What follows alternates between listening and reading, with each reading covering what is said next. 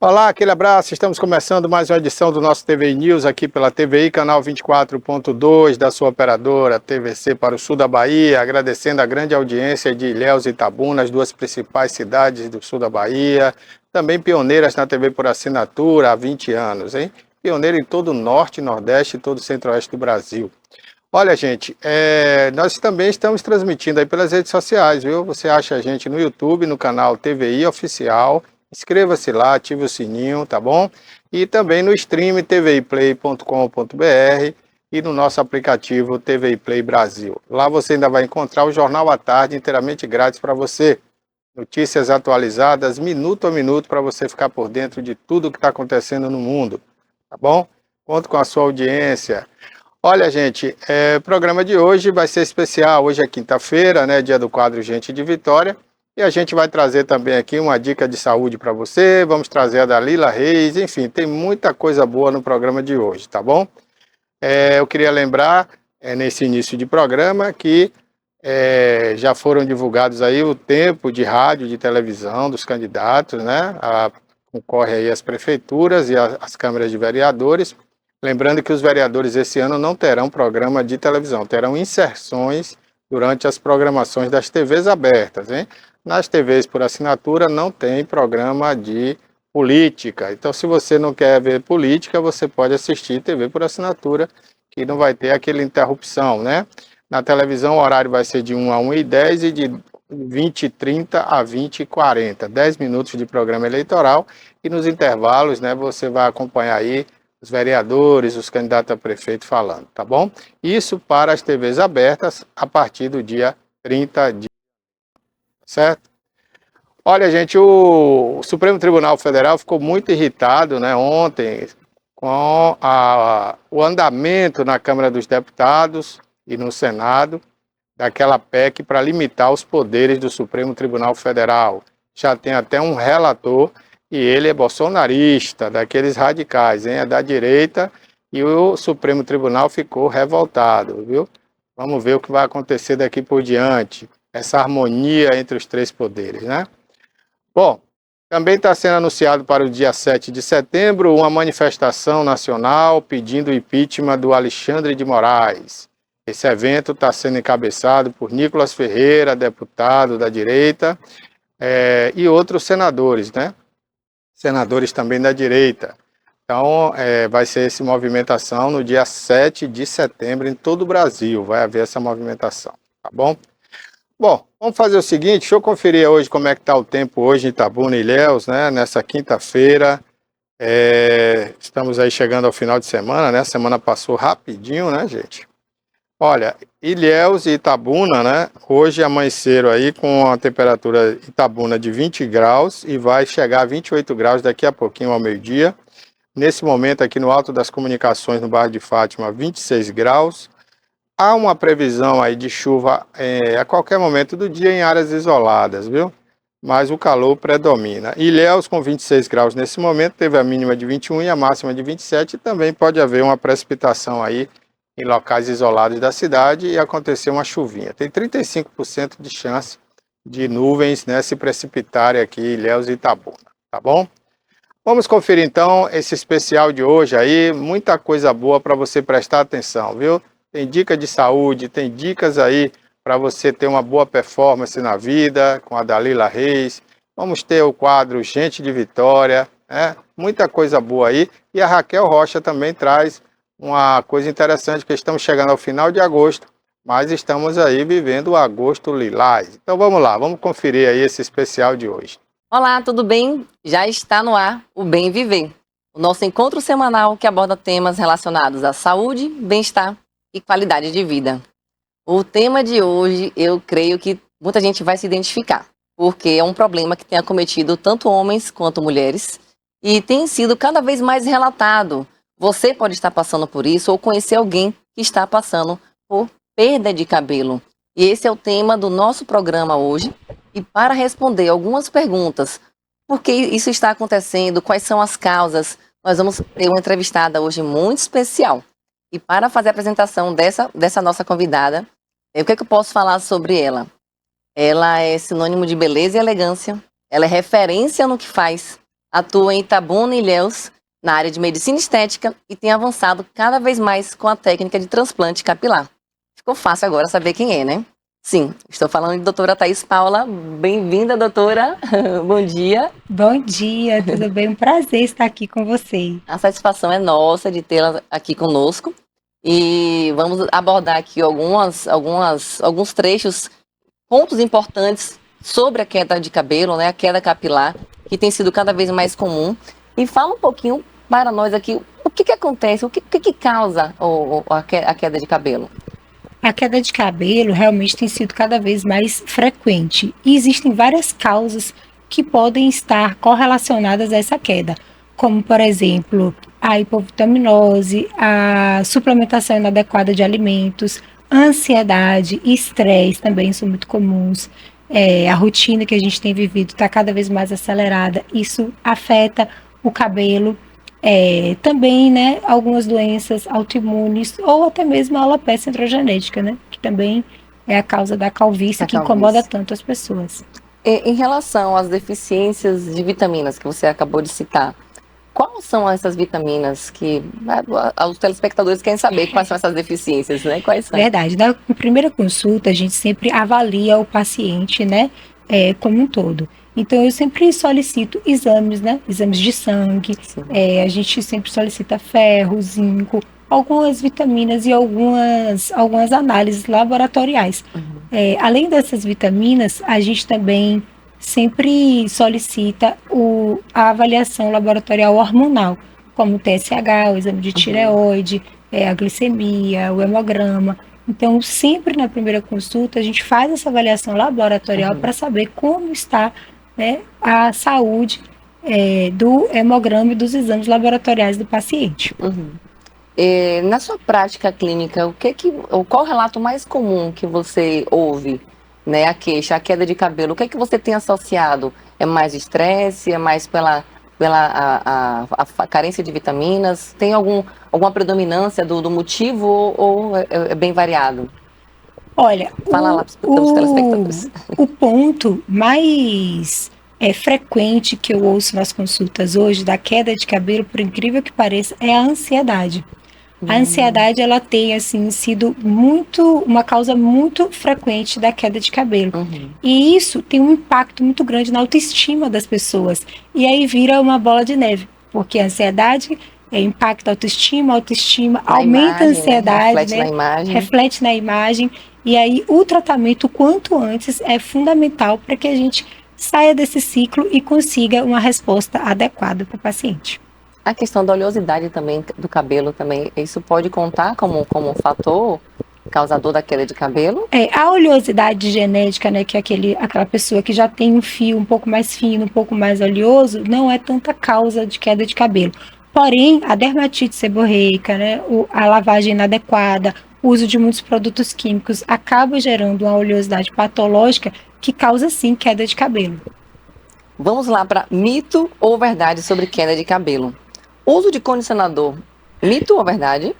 O uso de condicionador, quando você usa ele nas pontas, ele não causa queda de cabelo, mas usado na raiz já pode gerar uma oleosidade. Patológica. Dormir de cabelo molhado? Não aconselho. Por quê? Pelo fato de que o abafamento dos fios molhados pode causar fungos, pode causar dermatite e também quebrar, né? Deixar o fio mais quebradiço. E o secador, o uso do secador? Pode-se usar, sim, secador, evitar aquelas temperaturas mais quentes e afastar o secador do cabelo. Não deixar o secador tão próximo, né, do fio. Deixar ele mais afastado e usar sempre um antitérmico, né, um protetor térmico. É isso que eu ia perguntar agora, em relação aos produtinhos. Qual a dica que você daria aqui para os telespectadores? O que usar, o que evitar nos cabelos? O cabelo, você tem que sempre ter um cuidado em relação ao uso de formol, em relação à química, ao uso de alisamentos que não tem, né, tanto respaldo. Então, esses cuidados são muito importantes. E, além disso, tentar sempre hidratar as pontas dos fios, hidratar e deixar o couro cabeludo limpo. Então, muito preparo, tem que ter um cuidado muito grande com os fios do cabelo, né? Com certeza. Existe alguma predominância no seu consultório, mais homens ou mulheres que se queixam da queda de cabelo, doutora? Olha, na verdade, tanto homens quanto mulheres procuram muito tratamentos para queda de cabelo. Geralmente, as mulheres, elas buscam mais diagnosticar a causa e também um tratamento ambulatorial, que são os tratamentos que nós realizamos lá na clínica. Os homens, geralmente, eles chegam com uma queixa maior de alopecia androgenética, da calvície mesmo, impactando na autoestima, e eles buscam muito transplante capilar, que nós também realizamos. Então, acaba que a gente atende muito, tanto homens quanto variado, mulheres. Bem o público, né? A gente já vai falar do transplante. Antes de falar do procedimento em si, eu queria saber em relação às terapias utilizadas, essas que não sejam cirúrgicas, né? Suplementação, se tem algum procedimento na clínica que é feito primeiro antes do transplante, né? O que é que tem de opções? O tratamento da queda de cabelo, eu gosto sempre de dividir ele em 3 passos, né? 3 etapas, digamos. O primeiro passo é o tratamento oral e tópico, que são as medicações daquele paciente que tem o eflúvio telógeno, por exemplo, que nunca teve queda de cabelo, mas passou por um quadro pós-viral, um pós-Covid, e aí acaba que, ou pós-gestação, e acaba que tem aquele quadro transitório de queda de cabelo, então eu gosto sempre de tratar suplementando, né, com medicamentos orais e aplicando tônicos e medicamentos diretamente no couro cabeludo. O segundo passo do tratamento são as terapias ambulatoriais, que é a aplicação de medicamentos específicos para aquela queixa do paciente, seja a dermatite, seja a calvície, a alopécia. Então, são a aplicação de medicamentos diretamente no couro cabeludo, através do MMP, do microagulhamento, ou até mesmo da mesoterapia capilar, associado ao LED, associado a outras terapias conjuntas que vão restaurar os fios e aumentar o número de fios no couro cabeludo e diminuir a queda. Então, esse tratamento ambulatorial. E é isso, o outro passo, que seria o tratamento cirúrgico mais invasivo através do transplante capilar. Então, mas todos esses tratamentos nós realizamos na clínica e orientamos o paciente para realizar da forma adequada. Por isso que é importante uma avaliação, porque a doutora ela vai examinar esse paciente, ela já vai direcionar se vai buscar primeiro meios, né, com alternativas de laser, como você falou, né, do microagulhamento. Se ele não tiver resposta, aí vocês partem para o transplante capilar, ou já tem pacientes que já são diretamente com indicação para o transplante. Fala um pouquinho sobre isso. A forma de você entregar a medicação é que ela é o meio, né, os protocolos capilares. Mas o fundamental são as medicações que nós utilizamos, que são medicações exclusivas e que vão agir diretamente ali no bulbo capilar, aumentando o número de fios. Então, além de combater a queda, a gente vai estar estimulando o aumento do número de fios. E esse tratamento, né, ele vai restaurar aquela calvície e talvez não tenha necessidade de realizar o transplante. Então, o transplante já é uma indicação para aquela calvície mais avançada, aquela coroa, aquela fronte, que homens e mulheres, às vezes, não conseguem repilar com os protocolos capilares, então a gente já indica o transplante capilar. Olha, nós temos um vídeo aqui, a produção está preparada aí com o vídeo sobre o transplante. Eu vou pedir para a doutora ela ir explicando sobre a técnica do transplante enquanto passa o vídeo. Que aqui, pode falar, doutora, explica um pouquinho como funciona. O transplante capilar, primeiro eu faço a marcação da área doadora, que é essa área posterior. Em seguida, nós vamos para o centro cirúrgico, o ambiente hospitalar adequado, e eu vou fazer a remoção dos fios. Unidade por unidade folicular, elas são preparadas, e esse preparo, depois ele é separado conforme as unidades para que fique um resultado natural. Então, esses fios são prontamente separados para que depois da extração, eu consiga fazer as incisões. Essas incisões elas são feitas de acordo com a harmonia do rosto do paciente. Então, essas incisões elas são feitas de forma bem criteriosa e logo em seguida iniciamos o processo de implantação dos fios, que é a colocação desses fios diretamente onde foram feitas as incisões. Logo depois fazemos o curativo. Esse curativo, o paciente vai ficar até o dia seguinte, e no dia seguinte nós retiramos o curativo e fica um pós-operatório bem tranquilo, porque eu prezo muito por utilizar um punch bem delicado, um punch pequeno, que são as incisões, né? O formato que eu utilizo é um dos menores punches fabricados. Para isso você tem que ter uma destreza, uma técnica avançada, mas a nossa equipe já faz transplante capilar há bastante tempo, há alguns anos, né? Já são 1 milhão de fios transplantados, isso é um motivo de muito orgulho e também de devolver a autoestima, é um prazer muito grande devolver a autoestima para as pessoas. É uma técnica muito minuciosa, né? Cada pontinho ali, delicada. Muito São quantas delicada. horas de cirurgia, doutora?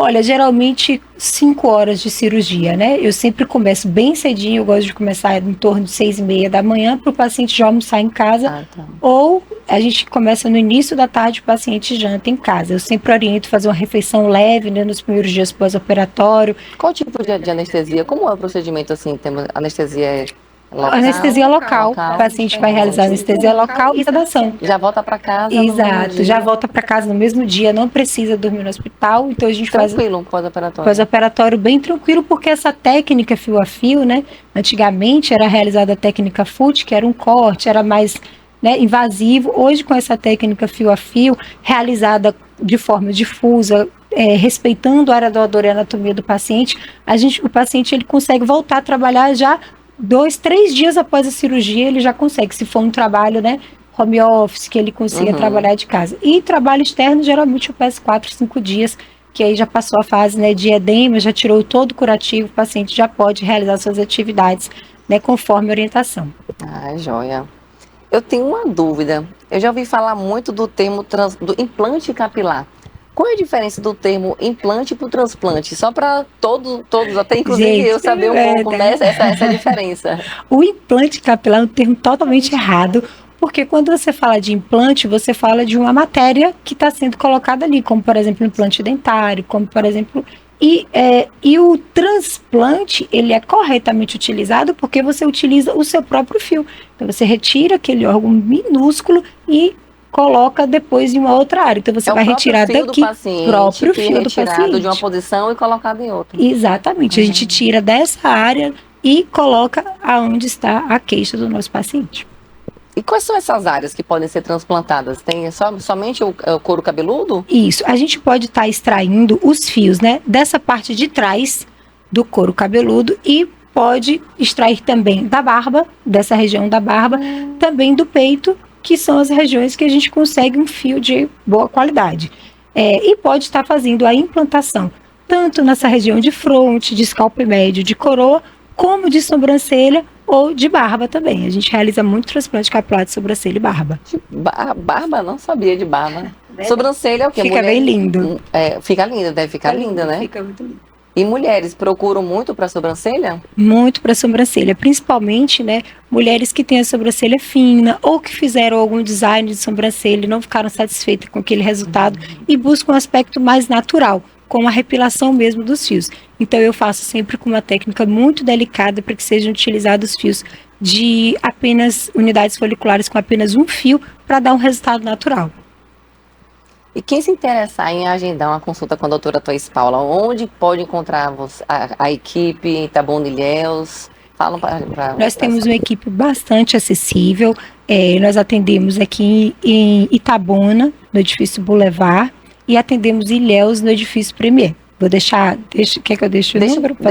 Deixa o número e o arroba também do seu perfil. Certo, meu arroba é doutora.thaispaula, o arroba da clínica, clínica.doutora Thaís Paula, e o telefone para contato 99964-0069.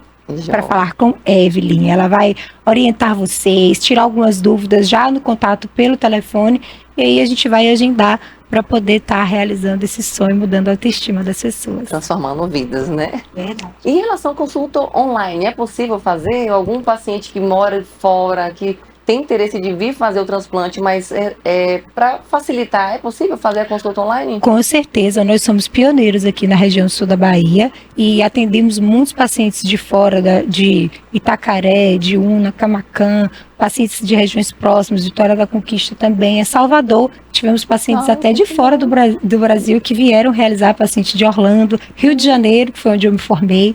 Então, nós atendemos muitos pacientes de fora e realizamos a consulta online, né, para poder orientar o paciente, tirar algumas dúvidas antes do procedimento, e às vezes o paciente consegue vir próximo à data, né, um dia antes ou 2 dias antes, ele vem e já retorna 1 ou 2 dias depois para a sua cidade. Então, pode sim ser realizada a consulta online. Joia. Pronto. Então, isso aí é o acesso que nós temos, né, facilitando, né, o mundo virtual hoje tem aproximado muito, né, as pessoas. Então, fica aí, então, essa orientação da doutora, né, essa sugestão de quem estiver distante e quiser fazer uma consulta, uma avaliação, né, para o transplante ou até mesmo outra consulta também estética, a ponto de marcar, combinar para vir fazer o procedimento depois, né, doutora? Com certeza, a gente pode estar tirando dúvidas, orientando os pacientes, e será um prazer receber vocês, atender e direcionar um pouquinho sobre essa queixa tão comum que é a queda de cabelo. Ô, doutora, quais são os cuidados pós-transplante capilar? Logo após a cirurgia, é importante que o paciente evite abaixar a cabeça e evite principalmente tocar o couro cabeludo. Porque aqueles fios, eles vão cicatrizar e eles precisam ser delicadamente cuidados, né? Então, eu sempre oriento o paciente a borrifar uma água termal.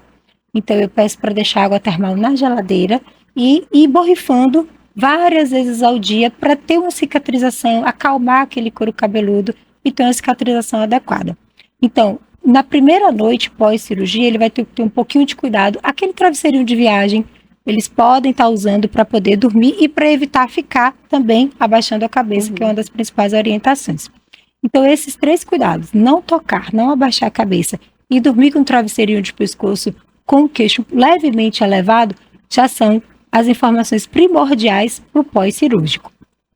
Além disso, Pri, eu sempre prescrevo algumas medicações, como antibióticos, medicamentos para dor, para que ele tenha um pós-operatório confortável, e algumas medicações para lavagem do couro cabeludo, porque essa lavagem pós-cirurgia, ela precisa seguir algumas orientações. Em relação à exposição solar, ele pode utilizar boné ou não? Porque é uma coisa assim, né, a gente fica com a dúvida, porque se tem os folículos, os folículos que já foram implantados, e colocar um boné, ou ele deve evitar realmente, de fato, a exposição sem colocar um boné? É bem interessante, porque essa é uma pergunta muito frequente. E logo após o 3º dia da realização da cirurgia, o paciente já pode usar boné.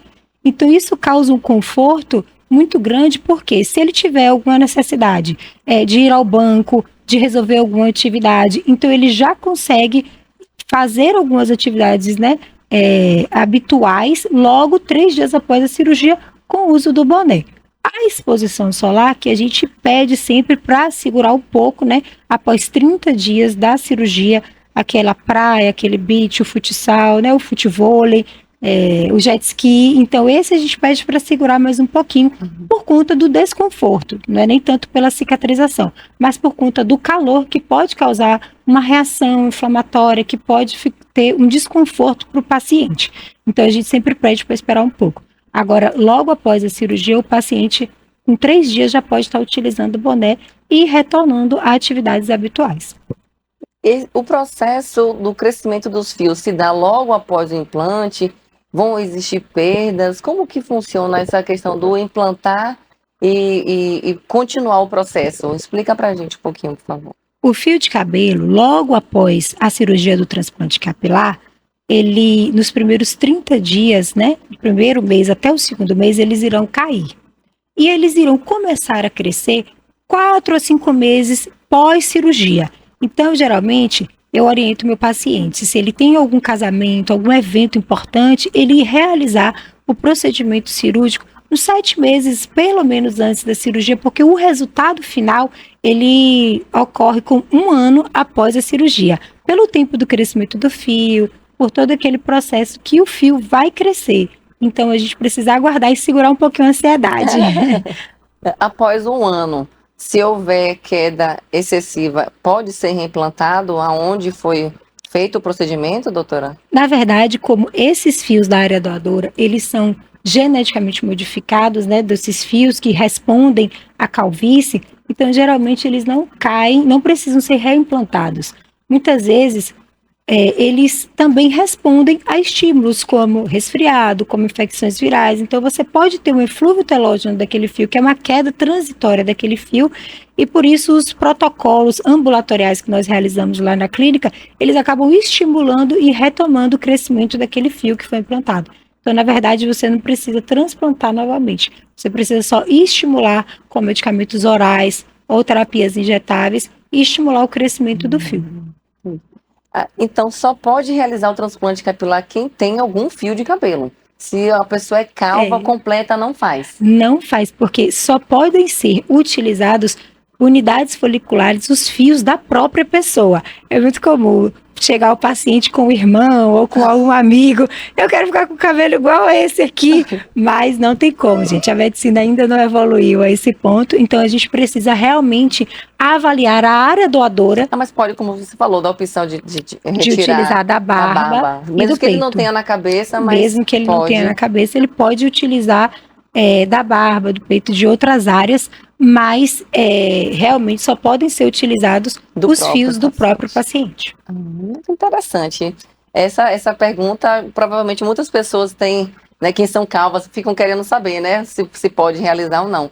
Então, essa parte da avaliação é muito importante para avaliar a área doadora, né? Se tem condições, se é viável, né? Para você também avalia o tipo do fio, né? Isso, a densidade do fio, a espessura, o tamanho da calvície, né? A gente tem a classificação da calvície, se é uma calvície de fronte, uma calvície apenas de coroa, ou se é uma calvície generalizada. Então, a gente vai calcular o tamanho da área doadora, né?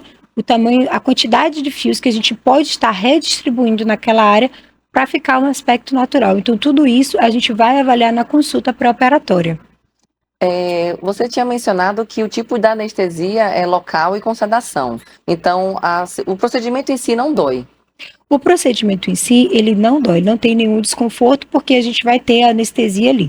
Além da anestesia local, porque mesmo que a gente realize uma sedação como anestesista, pós-procedimento tem um desconforto. Então, a gente sempre realiza a anestesia local para ter um pós-operatório mais adequado e por conta também, né, do protocolo do procedimento. Mas aqueles pacientes que são mais agitados, aqueles pacientes que têm alguma limitação ortopédica, dor na coluna, ou aqueles pacientes que têm receio de ficar essa quantidade de horas, né, parado ali aguardando, eles não precisam se preocupar porque tem uma sedação feita por um anestesista que vai estar acompanhando todo o procedimento durante todo o processo cirúrgico. Além disso, nós sempre pedimos os exames pré-operatórios, que são fundamentais para que a cirurgia seja feita da forma adequada e com os parâmetros de medicações também da forma adequada. Então, a gente sempre pede o hemograma, o eletrocardiograma, avaliação do risco cirúrgico cardiológico e logo em seguida, a gente vai ter a definição de como será essa anestesia, de como será esse procedimento para que fique o mais confortável possível para o paciente. Então, todo pós-operatório, ele vai ter um protocolo de medicamentos, um antibiótico, um analgésico, sempre para poder fazer essa prevenção de infecções, a analgesia. Isso, perfeito. Para que o pós seja confortável, a gente sempre orienta o paciente ao uso de antibiótico, o anti-inflamatório. Às vezes a gente já insere um corticoide para ele usar durante 3 dias para evitar o edema, né? Porque a gente usa uma solução tumescente para poder afastar o fio da calota craniana, e aí com isso a gente precisa fazer uma massagenzinha de drenagem. Então a gente vai fazer as orientações pós-cirúrgicas, vai fazer uso das medicações orais, que são os antibióticos, corticoides, anti-inflamatórios e analgésicos, e também o uso das medicações tópicas, que é o shampoo. A gente sempre orienta o shampoo específico pós-transplante, a água termal para ele ficar borrifando e acalmar o couro cabeludo e auxiliar na cicatrização, e também uma pomada que ele vai estar utilizando aqui, uma pomada antibiótica na área doadora, para que ela cicatrize de forma mais rápida e mais adequada. Excelentes informações, esclarecimentos que provavelmente os telespectadores devem ter curtido muito. Eu gostaria de agradecer pela sua presença, por ter aceito o nosso convite, doutora. Obrigada, é um prazer enorme estar aqui. Espero ter tirado algumas dúvidas de vocês e conte sempre comigo. Bom, eu gostaria de agradecer também a você que acompanhou o nosso bate-papo até o fim. Se você está curtindo a nossa programação, se você conhece alguém que precisa conhecer um pouco mais sobre a queda de cabelo, o transplante capilar, compartilhe essa entrevista, compartilhe o @ da TVI, @TVI Play, para que todos conheçam mais a programação, que não temos somente, né, o Bem Viver, temos uma programação extensa, vasta, que só temos a acrescentar no dia a dia de vocês. Então, compartilha e já deixo aqui para você a sugestão que quem quiser, né, sugerir algum tema importante, interessante, né? Coloca lá no direct do nosso Instagram, sugerindo esse tema que podemos atender o seu pedido, tá bom? Então não se esqueça que o nosso encontro é semanal. Até breve, até a próxima semana.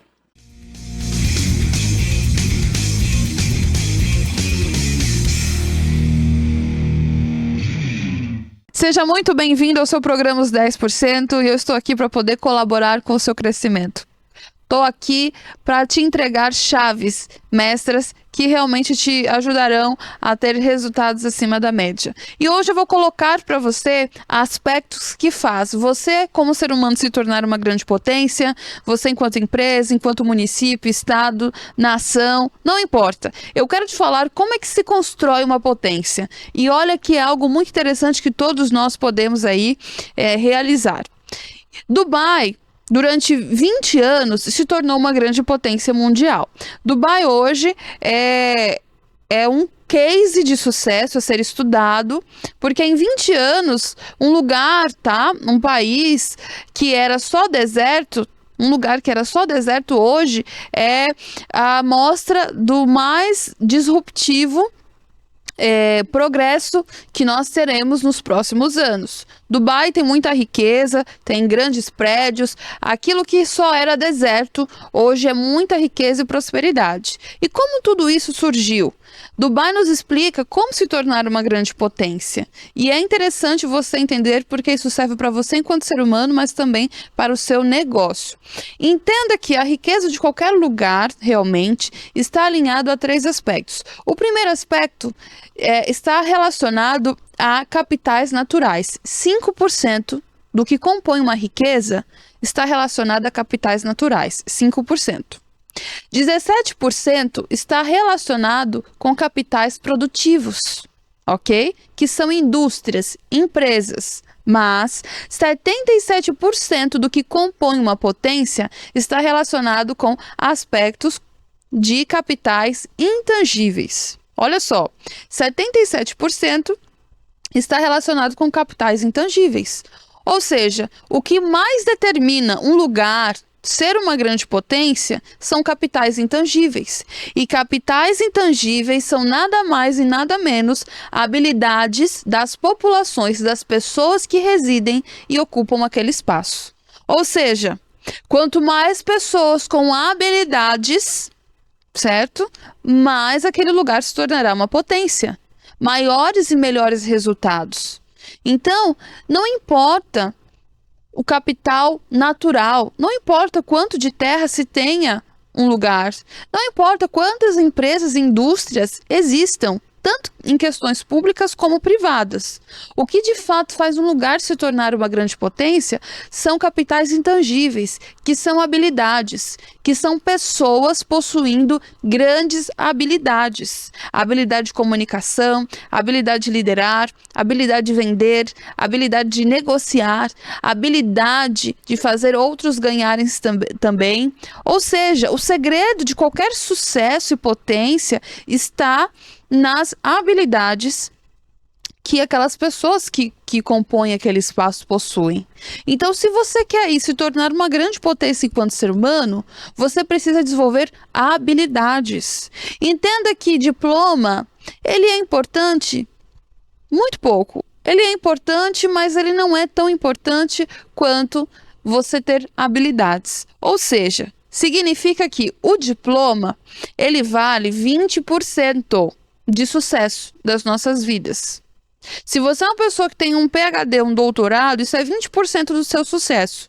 Porque 80% que vai realmente determinar o seu sucesso está relacionado com soft skills, tá? Que é o quê? É você saber se comportar, como agir, como reagir. É você saber quando você tem medo, como você se comportar. É você saber realmente como proceder em diferentes questões e situações da vida. Então, entenda, não fique tentando acumular aí diplomas, formações e mais formações. Não que isso não seja importante, tudo isso é muito importante. Os diplomas são importantes, os estudos, as questões técnicas, só corrigindo, soft skills são habilidades técnicas, tá? O que realmente determina são habilidades comportamentais, que é a inteligência emocional.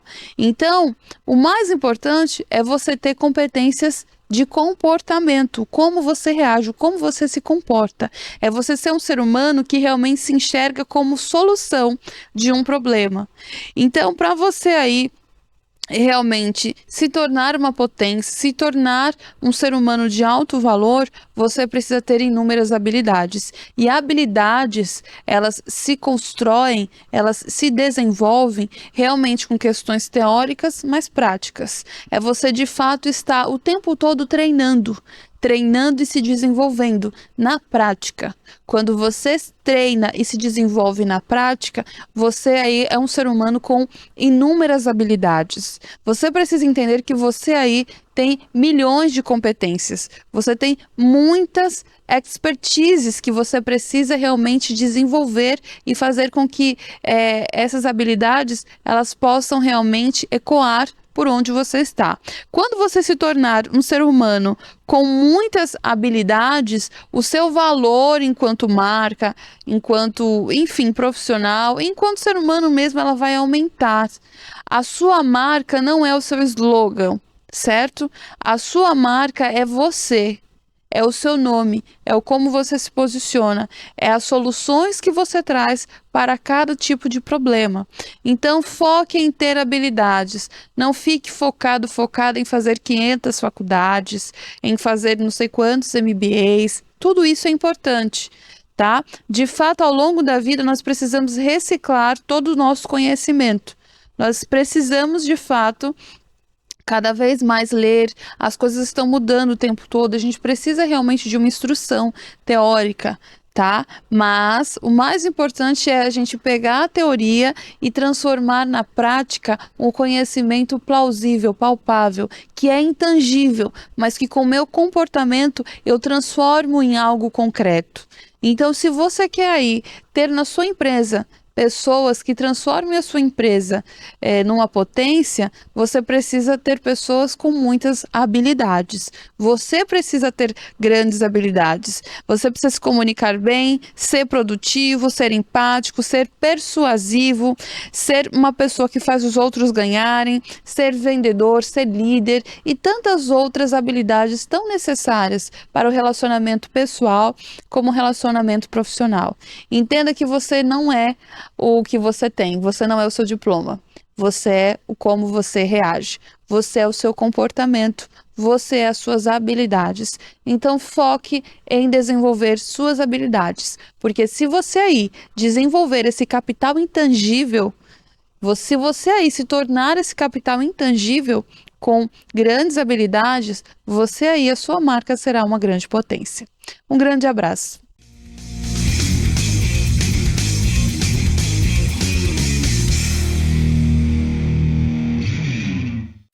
Olá, telespectadores do TVI News. Chegamos ao mês de agosto, mês da campanha Agosto Lilás, em que a gente combate a violência contra a mulher. E por que falar de violência contra a mulher? Por causa da gravidade da situação. A taxa de feminicídio no Brasil é a quinta maior do mundo. Nós temos uma média de 4,8 assassinatos para cada 100 mil mulheres. São dados da Organização Mundial de Saúde. Dados do Atlas de Saúde de 2019 revelam que a morte violenta intencional de mulheres no ambiente doméstico cresceu 17% em 5 anos. Quais são os países com maior número de feminicídio? El Salvador, em primeiro lugar, segundo lugar, Colômbia, terceiro lugar, Guatemala, quarto lugar, Rússia, e nós entramos nesse quinto lugar aí, nessa lista da vergonha.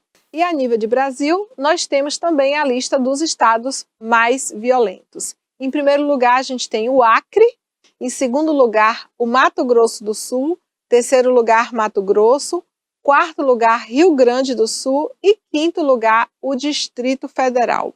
Mas quem mata essas mulheres? Porque tem os desavisados por aí que alegam, mas os homens também são assassinados. E aí é que a gente tem que refletir. Porque os homens são assassinados por outro homem. Já as mulheres, em 70% dos casos em que as mulheres sofrem violência, os agressores são seus maridos e seus companheiros. E quem é essa mulher que sofre violência? Muitas vezes as pessoas acham que somente as mulheres de classes sociais mais desfavorecidas sofrem violência. E é um grande engano. A violência está presente em todas as classes sociais. O que acontece é que muitas vezes as mulheres de classes sociais mais favorecidas, elas parecem que têm mais vergonha em denunciar. Por isso que esses casos acabam vindo menos a público, acaba chegando menos na delegacia. Mas as mulheres sofrem violência em todas as classes sociais. E quais são as causas dessa violência? Normalmente são motivações baseadas em gênero, que pode estar por trás desses episódios violentos. Um sentimento de posse sobre a mulher, controle sobre seu corpo, desejo, controle sobre sua autonomia, a limitação da sua liberdade, da sua emancipação profissional, econômica, social, intelectual. Muitas vezes o homem trata a mulher como um objeto e um objeto de sua posse. Manifestações de ódio, de desprezo pela mulher, pela condição do seu gênero, muitas vezes também são a causa dessa violência. Durante séculos, as mulheres foram educadas para serem submissas aos homens.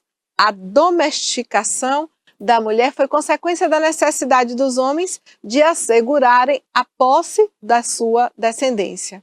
O controle da sexualidade, da vida reprodutiva da mulher, garante a imposição das regras de descendência e patrimônio, também posteriormente de um sistema rígido de divisão sexual e de trabalho. Assim, a mulher passa a ser tutelada por um homem, seja pelo pai ou pelo marido. E quais são as formas de violência contra a mulher? Porque muitas vezes parece que violência é só a agressão física.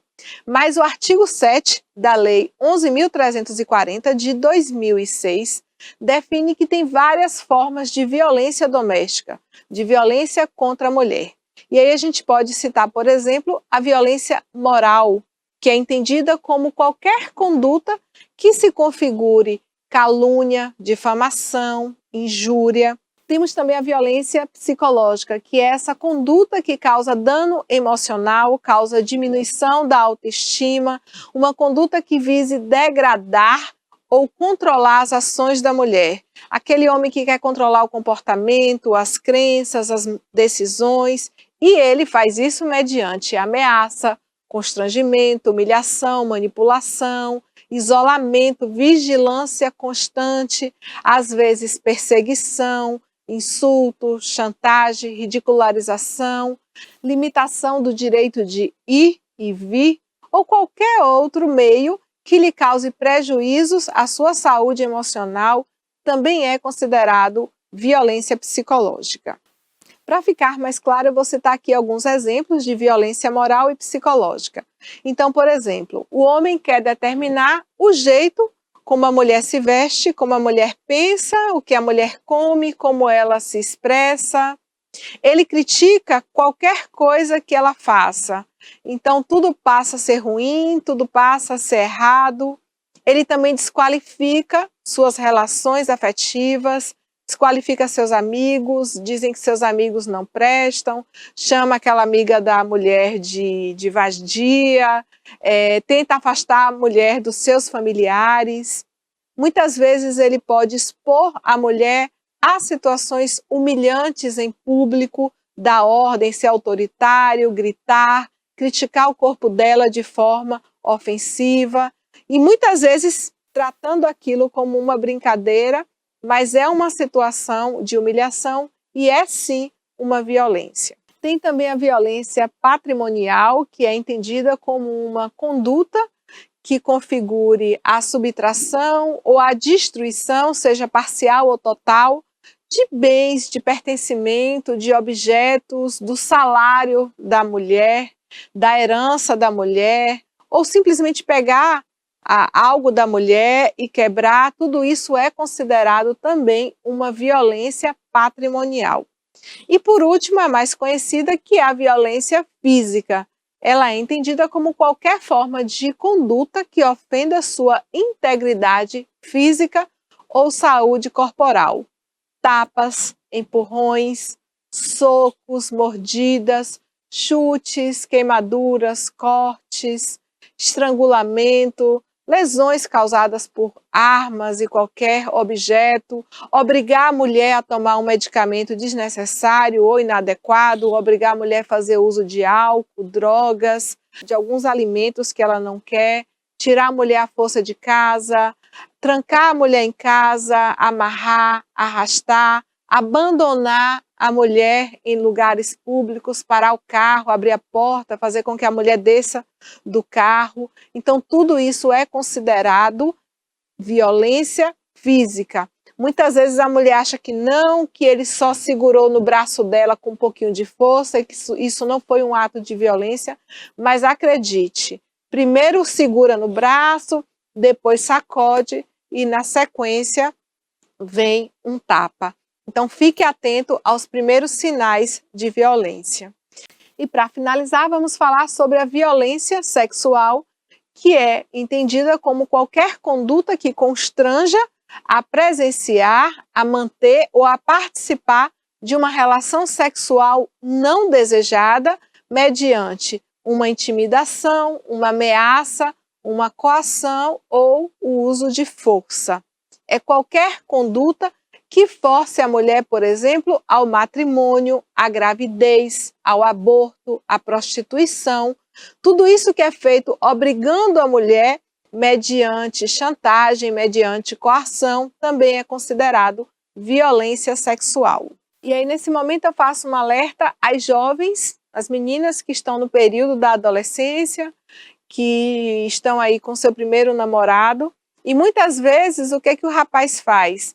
Ele quer que a menina ceda, ele quer avançar, seja nas preliminares, ou seja no ato sexual em si, né, na penetração, e ele acaba, muitas vezes, utilizando o lado sentimental da menina, dizendo que se ela realmente gosta dele, que se ela realmente ama ele, né, ela deve confiar nele e ela deve deixá-lo feliz, enfim, que seria a consumação do amor.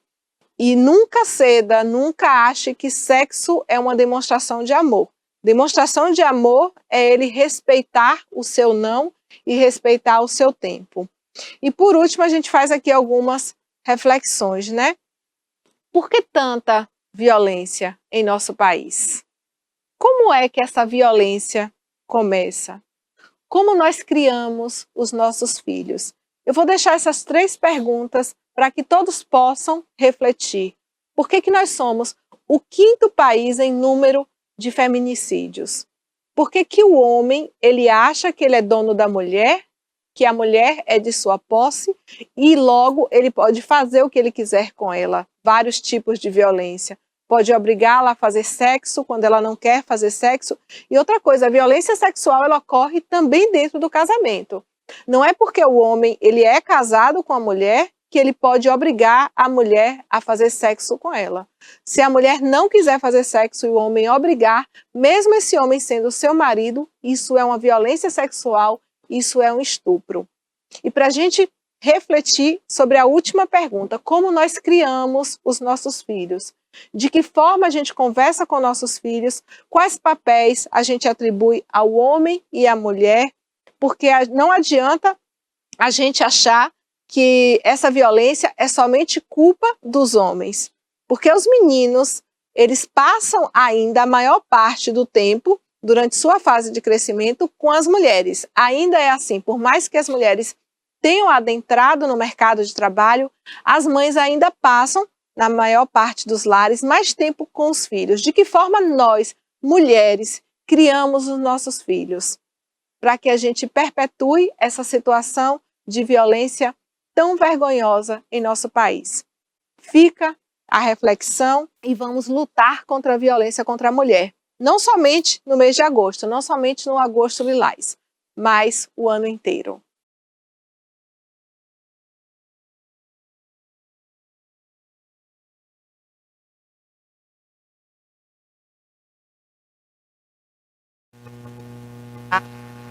Vocês que estão aí no TVI News. E agora o quadro iniciando mais um quadro Gente de Vitória. Muito bom estar aqui com vocês e que Deus abençoe, né? E agradecendo pela audiência de vocês a cada dia, a cada momento aqui com a gente. Hoje eu vou trazer aqui uma pessoa muito especial, uma mulher itabunense, e vamos falar aqui de um assunto muito interessante. Ela que é mãe de Rafa, Gabriel e André. Vou começar assim com esse suspense todo hoje aqui. Ela é Andréa Correia Gunner. André, ela é palestrante, né? Ela faz palestras. Ela é enfermeira com experiência em pediatria, especialização em enfermagem obstétrica. Ela é herbalista, fitoterapeuta e naturoterapeuta com ênfase em aromaterapia. Ela é membro filiada à Abraroma, graduada em Química, graduanda em Química pela UESC, Universidade Estadual de Santa Cruz. Nós vamos falar aqui um assunto bem interessante, né? Mas primeiro, nós vamos falar dessa mulher, né? Que constituiu uma família linda, mas não deixou de buscar seus objetivos. Então, Andréia, chegou o seu dia aqui comigo, seja bem-vinda. Obrigada, Vitória, pelo convite. Obrigada, Vitória, pelo convite, né? E agradeço as palavras, né? Você falou de mim. Exatamente, né? Você disse a mãe, né? Eu acho que resumindo quem é André, eu acho que eu diria isso, né? A mãe. E a avó de Maria Luísa, né? Hoje a avó de Maria Luísa, sim. Com muito orgulho, feliz. Algumas pessoas falam assim, mas já avó, ai que maravilha, que delícia, que bom ser avó, né? A mãe vê os seus filhos, né, trazendo seus frutos, e a gente poder compartilhar isso é uma alegria mesmo. Tudo é tão de repente, né, André? Quando a gente não espera, sim. Já cresceram, sim. Já são pais, né? A gente pensa assim, vai demorar muito para crescer, e quando cresce, a gente fala, poxa, mas foi ontem, né? A gente não sente o tempo passar, porque a gente está passando junto com esse tempo, né? É verdade. E a gente não planeja. Digo assim, não planeja, assim, a gente não fica pensando assim, detalhadamente como vai ser amanhã, o que é que vai acontecer, a gente vai vivendo, né? É uma das coisas que eu mais admiro em uma mulher. Antigamente as mulheres, elas eram só dona de casa, né? Mas hoje as mulheres, elas conseguem criar uma família e também realizar seus sonhos, né? Sim. Então, essa dinâmica que essa mulher tem de conseguir, né? Fazer tudo ao mesmo tempo, ser mãe, criar filhos, hoje você formar seres humanos, né? Como nós fomos formados, né? É uma coisa assim, eu acho uma coisa tão forte isso, tão especial, sabe? Sim. De uma mulher que ela consegue criar, né? Essa família e também conquistar o seu espaço, né? Sim, é isso. Sim. Eu também, vendo de fora, a gente acha que cuidar de uma família é difícil. Estando dentro, não, a gente diz, poxa, então passa a ser o natural, aquilo que você faz o dia a dia. É aquilo que eu digo, a gente acaba não fazendo planos, nem planejando o dia a dia. Como vai ser o dia de amanhã? É uma incógnita, cada dia é um dia, cada dia com as suas surpresas, né? Às vezes com alguma dificuldade ou não, mas sabendo enfrentar, a gente leva adiante. Agora, olhando de fora, eu falei, vocês estão dentro da família, você fala assim, é muito fácil.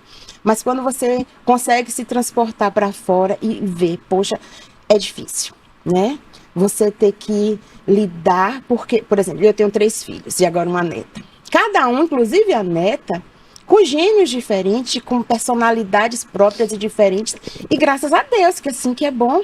Porque nós somos únicos, né? Ninguém é igual a ninguém. mesmo morando na mesma casa, com o mesmo pai, com a mesma mãe, recebendo a mesma educação. A mesma educação, e né? são diferentes, Isso. realmente. Os meus mais velhos, a diferença de idade é menos de 2 anos, então eles foram criados praticamente igual, né? E são diferentes, totalmente diferentes, mesmo tendo a base a mesma. Então, para você lidar com essa família, realmente você tem que ter, eu não sei dizer exatamente a palavra, além de Deus, né? A gente tem que ter uma sabedoria que eu não sei na hora que é que a gente recorre a essa sabedoria para lidar, a força né? vem de Deus, realmente. Sim. Porque se ele formou a mulher, com esse propósito, com esse né? propósito de Sim. ser mãe, de ser ajudadora, de criar os filhos, né? De ser essa mulher virtuosa.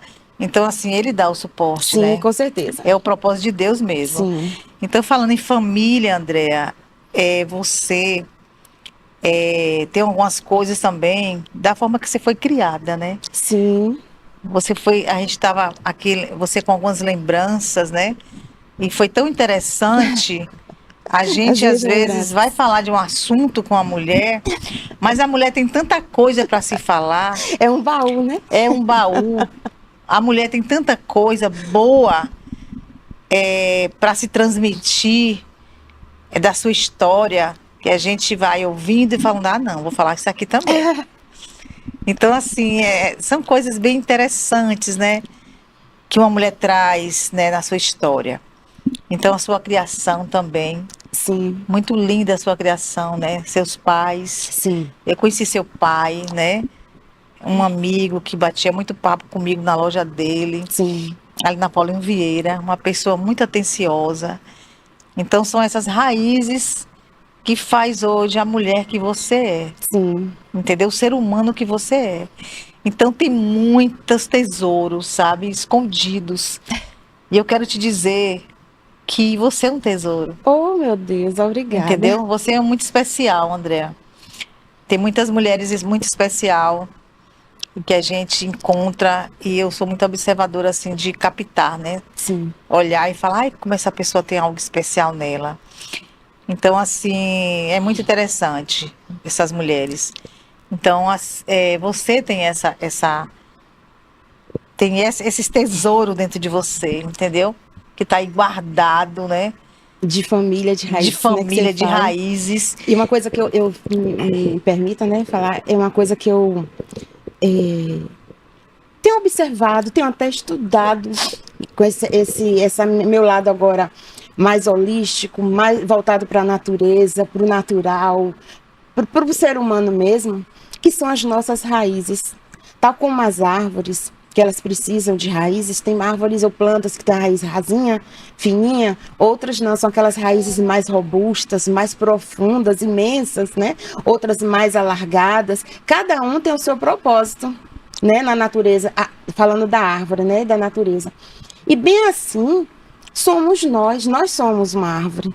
Já vem aquilo da árvore genealógica, que todo mundo conhece. Então, o que é árvore genealógica? Assim, simbolicamente, é uma árvore onde você vai colocar os seus familiares nas folhas. Eu já vejo o contrário. Os meus familiares da minha árvore, e que eu fiz um desenho, inclusive, muito lindo, à mão, da minha árvore genealógica, são as minhas raízes. Quem está nas minhas raízes? O meu pai e a minha mãe. E abaixo deles, quem veio antes deles, que são os meus avós, os meus bisavós, e eu consegui assim, resgatar até onde sei essa linha da família, essa raiz da família. E aí, quem são as minhas folhas? Diferentemente do que as pessoas fazem de sua árvore genealógica, minhas folhas são os meus filhos, que justamente isso são os frutos. Né? Quem são os meus frutos? São os meus 3 filhos. E agora, eles perpetuando isso através da neta. Uma nova geração, né? Isso. E aí eu digo que vem assim, através de você, né? Sim, dessa árvore. Dessa árvore. É verdade. E aí eu vejo assim, uma coisa que nós... eu vejo que tem um ramo da população em geral que está se voltando a isso, a esse natural, e buscar na natureza a força, porque às vezes, com essa tecnologia toda, que é muito boa, né? Mas o homem, eu digo, o ser humano, né? Está se distanciando um pouquinho do natural, da fé, de Deus. Nós estamos falando muito ultimamente de religião ou de religiosidade, mas eu acho que isso é muito mais além do que isso, é uma coisa que está na essência da pessoa. Isso, Deus tá está além disso aí, é verdade. Muito, né? É você, Então, quando você realmente você observa a criação de Deus, né? Você observa, como você falou das árvores, né? é algo que está dentro de você. Deus é aquilo que está. Eu vejo assim. Minha concepção de Deus é isso que está aqui dentro. Principalmente quem eu sou. Porque nós todos somos deuses, vindos de Deus. Nós somos uma partinha dele, um pedacinho. Então somos, né? Então temos que fazer o nosso melhor aqui. Ser essa perpetuação. Né? Essa árvore esse fruto, né? que eu também venho. Eu sou uma árvore, mas eu também venho de uma árvore, né? Muito Isso, maior. E eu acho, então, voltando aqui, fechando isso, eu digo assim, que devemos, e eu consigo fazer isso, tenho plena certeza que eu consigo fazer isso, e eu acho que isso é muito bom, e é isso que me dá minha base. Eu honro as minhas raízes. Você é um fruto de uma árvore, né? Que já vem de outra árvore, que já vem de outra frutos. árvore. Aí você agora é uma árvore para dar o fruto para seus filhos. É interessante e eles vão isso. Ser árvores, eles né? vão ser árvores também. Já são. Já são, já por aí eles já estão então, sendo. Aí veja assim, então nós devemos, e eu faço isso, é isso que eu digo, quero reforçar, eu honro as minhas raízes sempre, sempre, sempre. E então aí você fala assim, você tem a sua base, sua família, sim, porque é a nossa raiz que nos sustenta. Se a gente não tem raiz, fica como? Solto? Temos que ter essa raiz, temos que valorizar a nossa raiz, temos que buscar valorizar essa raiz. Se isso não está tão evidente, tão pungente, porque às vezes não está, porque a pessoa também não procura. Então acho que a gente deve ir buscar isso. E a coisa melhor é a família, né? A família que a gente tem, que a gente traz dentro da gente, e a família também que a gente constrói. Tudo que você viveu fica ali em você, tudo de bom que você viveu, né? Sim. Falar nisso, eu quero passar, Rafa, aí a foto daquela boneca de Andréa. Da boneca e junto com a foto de Maria Luísa. Eu ia perguntar isso, que boneca? A boneca real ou a boneca São original? São duas bonecas na sua vida, né? Essa minha boneca original. Coloca junto as duas fotos, por favor. Que foi minha boneca Rafa. de infância, né? Uma boneca assim que tem muita história. Eu acho que a minha família inteira, assim, a família que eu digo, avô, tias e tios mais próximos, primos. Então a minha família mesmo, a base, conhece essa boneca e conhece a história dessa boneca. Você lembra quando você recebeu essa boneca? Lembro perfeitamente. Você tinha quantos 7 anos quando eu ganhei essa boneca. Dá pra lembrar mesmo. E foi assim, um sonho, sabe? E digo assim, eu não brincava com a minha boneca, a boneca amiguinha na época, eu não brincava, porque eu achava, sabe? Quando você tem um brinquedo ou uma outra coisa, no caso era um brinquedo, a minha boneca, era aquela coisa assim que você almejava muito e ganhou. Então eu ganhei. Ela vinha numa caixa grande, parecia uma caixa de sapato, com tampa, diferente das bonecas de hoje, que vem assim com aquele plástico, não. Então ali era a caminha dela, tinha cobertorzinho, almofadinha, então eu cuidava dela. A caixa ficou sendo a cama. A caixa ficou sendo, e a caixa era linda também. E eu tinha uma prima, tem, Luciana, que era uma prima irmã, ela ganhou também na mesma época, a diferença de idade dela, 4 anos, mais nova do que eu. E eu ficava indignada, porque ela não cuidava da boneca dela. E eu cuidava da minha. Na verdade, eu não cuidava da minha. Eu não brincava com a minha. Porque era uma coisa assim, meio que eu venerava aquela boneca, achava a coisa mais linda, né? Por ser grande, não sei. E o tempo passou, e essa boneca continuou na caixa, no trambolho, grandona. E ela continuou dentro de casa, guardadinha, não mais brincando, mas guardadinha no lugar. E todo mundo sabia da minha boneca. Que pegasse a minha boneca. E o tempo foi passando, veio minha irmã, minha sobrinha, elas talvez brincaram com a minha boneca, porque eu não brinquei, mas tenho fotos da minha boneca em aniversários, era uma pessoa quase a boneca.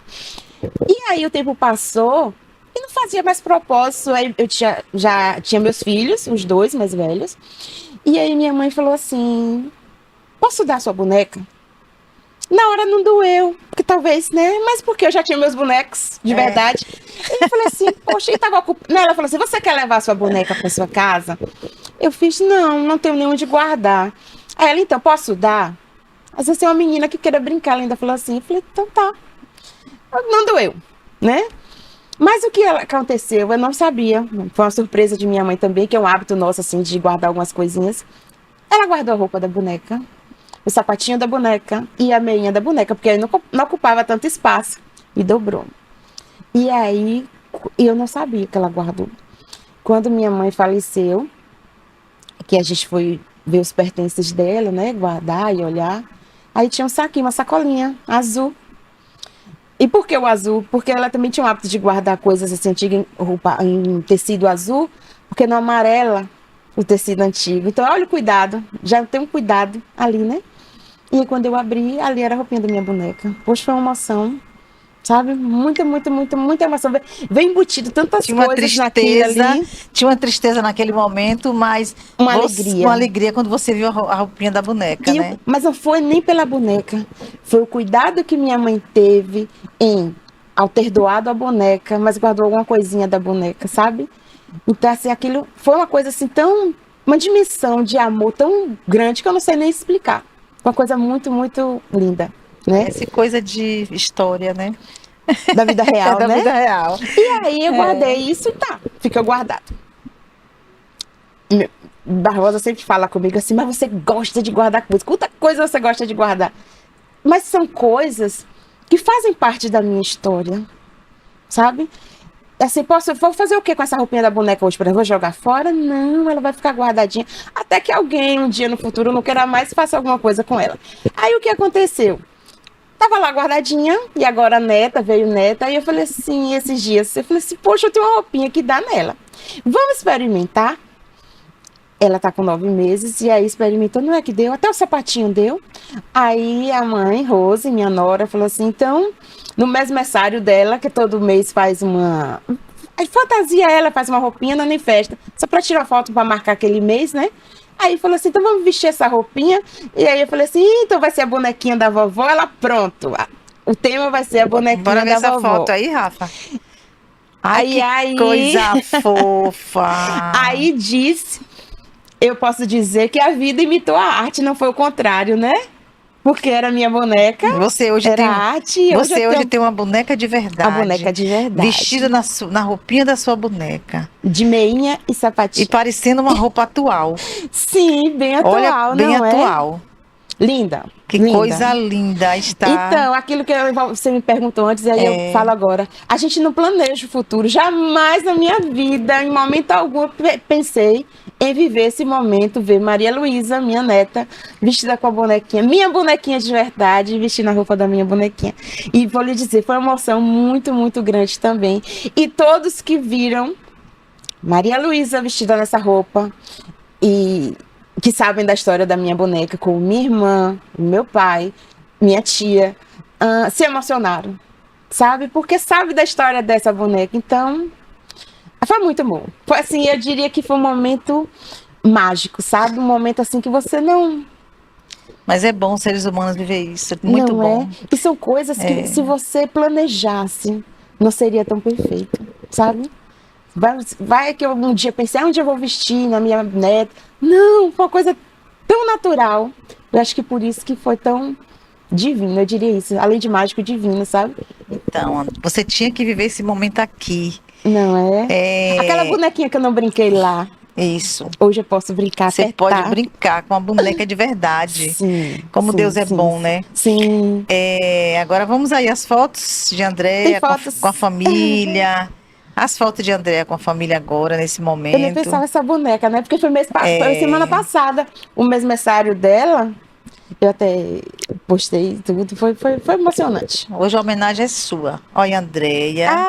Meus você 3 com tesouros. seus 3 filhos, né? Os meus frutos da minha árvore, mãe né? com 3 homens maravilhosos. Coisa boa. Gabriel, André no meio e Rafa. Que coisa boa, né? O caçula, né? Eu do meio. Do meio. Coisa linda, viu? Muito bom, André, a sua vida. Muito linda a sua vida. Eu também acho. Com certeza. Você é muito especial. Vamos agora algumas fotos mais aí de Andréia com... Andréia com Barbosa. Eu ia deixar por último essa foto. Ele não gosta muito de foto, não, viu? Barbosa. Apesar dele ser comunicador, né? Mas ele se esconde de fotos.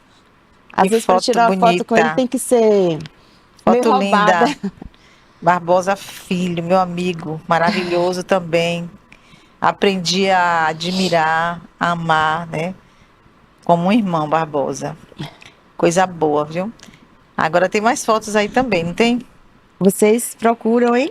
Tem. Ali, Andréa com Rafa. Rafa e Malu, É. É Maria Luísa, né? Maria Luísa. Essa aí foi no aniversário de Rafa. Então, aí você falou que o tempo passa rápido, não passa. 30 anos o aniversário de Rafa. E quando eu olho pra trás, meu Deus, um dia desse Rafa tava ali no meu colo, como Malu. E hoje tá esse homão. 30 anos. 30 Pois anos. é. Passa tão rápido, parece que foi ontem. Verdade. Eu tô com 30, um pouquinho mais de 30, hein? Pois é. Teve Rafa bem novinha. Tem mais aí alguma coisa com a Andréia? Olha, essa foto. Essa tem história. Essa foto tem história, menina. Muito, Oh, meu Deus, muito é tanta linda história, isso, viu? Esse vestidinho de Maria Luísa foi meu. Eu vesti esse vestidinho há 53 anos atrás. Então, são uma daquelas preciosidades guardadas de família, entre outras coisas, e que agora a Malu tá desfrutando. Não tanto para vestir, para sair, mas para eternizar esse momento também em fotos, porque antigamente não tínhamos essa facilidade de tantas fotos, né? E hoje, né, com esse advento de celular, de máquina, de tudo, então todo momento tem um clique, uma foto. Então aí eu tô aproveitando para fazer esses cliques também e colocar os tesouros da vovó para fora do baú. E engraçado, né? Foi que naquela época, né? Tinha foto da sua boneca, né? Tiraram a foto da sua boneca. Sim. Olha que interessante. Inclusive, eu tenho uma foto com esse vestidinho também meu. Eu tenho. Você vestida? Eu vestida, de quando eu era bebezinha. Sim. Ah, que Tem, maravilha. tem. Deveria ter trazido aqui, né? Ah, essas Agora, Andréa, surpresas. mostrando aí a pessoa, o ser humano. Agora vamos mostrar aí. Aqui tá um momento aquele de surpresa, né? Mostrando sua vida passando na TV. É, sim. Mas é muito bom, Andréa, ter você aqui. Muito bom mesmo. A gente estava marcando já há algum tempo, mas Deus Sim. preparou hoje, né? Acho que tudo tem sua hora, né? Tudo tem seu momento. Não adianta a gente com apressar certeza. nunca nada, que tudo é na hora que tem que ser. Porque Isso. assim, homenagem é homenagem, né? A gente quando faz homenagem a alguém, a gente precisa contar essas coisas que a pessoa tem de especial para chegar agora como ela está. Então, sim. esse programa é para isso, né? E hoje esse programa tá bem especial aqui hoje, porque você tá aqui também, né? Oh, que bom. Assim, é bem emocionante. Agora, Andréa, depois de tudo que você, né, estudou, você fez enfermagem, Tô né? até com medo, o que é que vem aí mais, hein? Agora, como é que foi a aromaterapia, né, para sua vida? Como é que foi essa descoberta de você encontrar esse caminho? Sim, Entendeu? foi realmente uma descoberta. Como é que foi isso? Entendeu? Assim, Vamos passar a foto da borboleta aí? Da- Tem uma borboleta. A Borbô. Assim, eu sou enfermeira, né? E como você falou, mãe, bem dedicada e daquela que cuida mesmo dos filhos, cuida de tudo, sabe? Desde alimentação, de remedinho, de chá, de coisinhas naturais, sempre gostei disso. E aí, bem recente, exatamente antes da pandemia, em 2019, não tem tanto tempo assim. Mas essa borboleta aí, o que é que ela significa para você? Que você me contou algo dela, não foi? Ah, sim, Isso. da borboleta. Sim.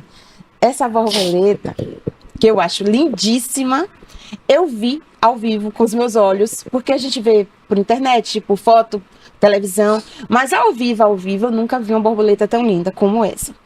E eu gosto muito de borboletas, desde pequena. Tenho assim um fascínio por borboletas. Acho coisa, mas você vê uma borboleta, meu foco vai para a borboleta que tá passando. E aí um dia eu tava passando por um momento muito difícil e triste, que foi logo após a morte da minha mãe. Isso mexeu muito comigo, me abalou muito. E eu estava sentada, eu lembro assim claramente como agora. Eu estava sentada na minha cama, olhando a janela, mas não estava debruçada na janela, e veio uma borboleta e pousou na minha perna. Uma coisa muito comum de uma borboleta entrar dentro da casa e ainda pousar né, na pessoa. E ela pousou na minha perna, aberta, essa borboleta, que depois ela voou, foi para a parede e tal, e eu tirei foto. Mas enquanto ela esteve na minha perna e eu observando, me veio assim várias emoções, sensações, sentimentos. E que eu digo hoje que isso tudo foi a natureza falando comigo.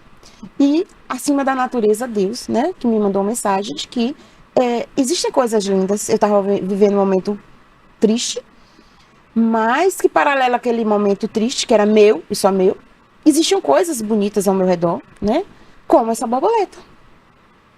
E aí eu acho que eu fiz algum movimento até para pegar o celular para tirar foto, e ela voou para outro canto, né, para a janela, e ela fechou as asas. Nisso que ela fechou, essa parte externa dela era marrom, um marrom sem brilho, aquele tom de terra bem seco, quando até está rachado o chão, né, que não tem brilho, seco, sem vida. Foi aquilo que eu vi naquela cor da borboleta fechada. Então, imediatamente, eu associei essa mensagem de que, no mesmo lugar, no mesmo instante, na mesma condição de uma alegria, você também pode ter uma tristeza. E que era o que eu estava vivendo, que eu não deveria viver aquele momento tão triste, tão intensamente, porque tinha outras coisas ao redor. E que eu não podia só focar na tristeza. E as alegrias, né? E quem eram as alegrias ao meu redor? A minha família, né? A minha casa, os meus filhos, e todas as meus familiares ao redor. Então, isso me deu uma alegria. Eu lembro que eu sorri bastante com essa borboleta. E depois ela voou para a parede, eu tirei foto, e essa foto aí é dela, sem filtro, ela. E como eu sempre gostei de borboleta, então ela sempre ficou ali na minha mente, de borboleta, de borboleta, de borboleta. E aí o tempo passou, veio a aromaterapia antes da pandemia. Eu digo a pandemia assim, porque algumas pessoas falam, a pandemia foi um momento de tristeza ruim, as pessoas, né? A gente sabe tudo o que aconteceu na pandemia. Mas aquele momento de pandemia foi um momento que eu estudei tanto, aproveitei aquele momento e me dediquei de verdade à aromaterapia, que foi algo que veio assim muito forte em mim, de querer estudar aquilo. Então, eu já estudava plantas, já estudava medicações naturais, mais naturais, e aí veio a aromaterapia, que nada é, para mim, isso, uma medicina natural.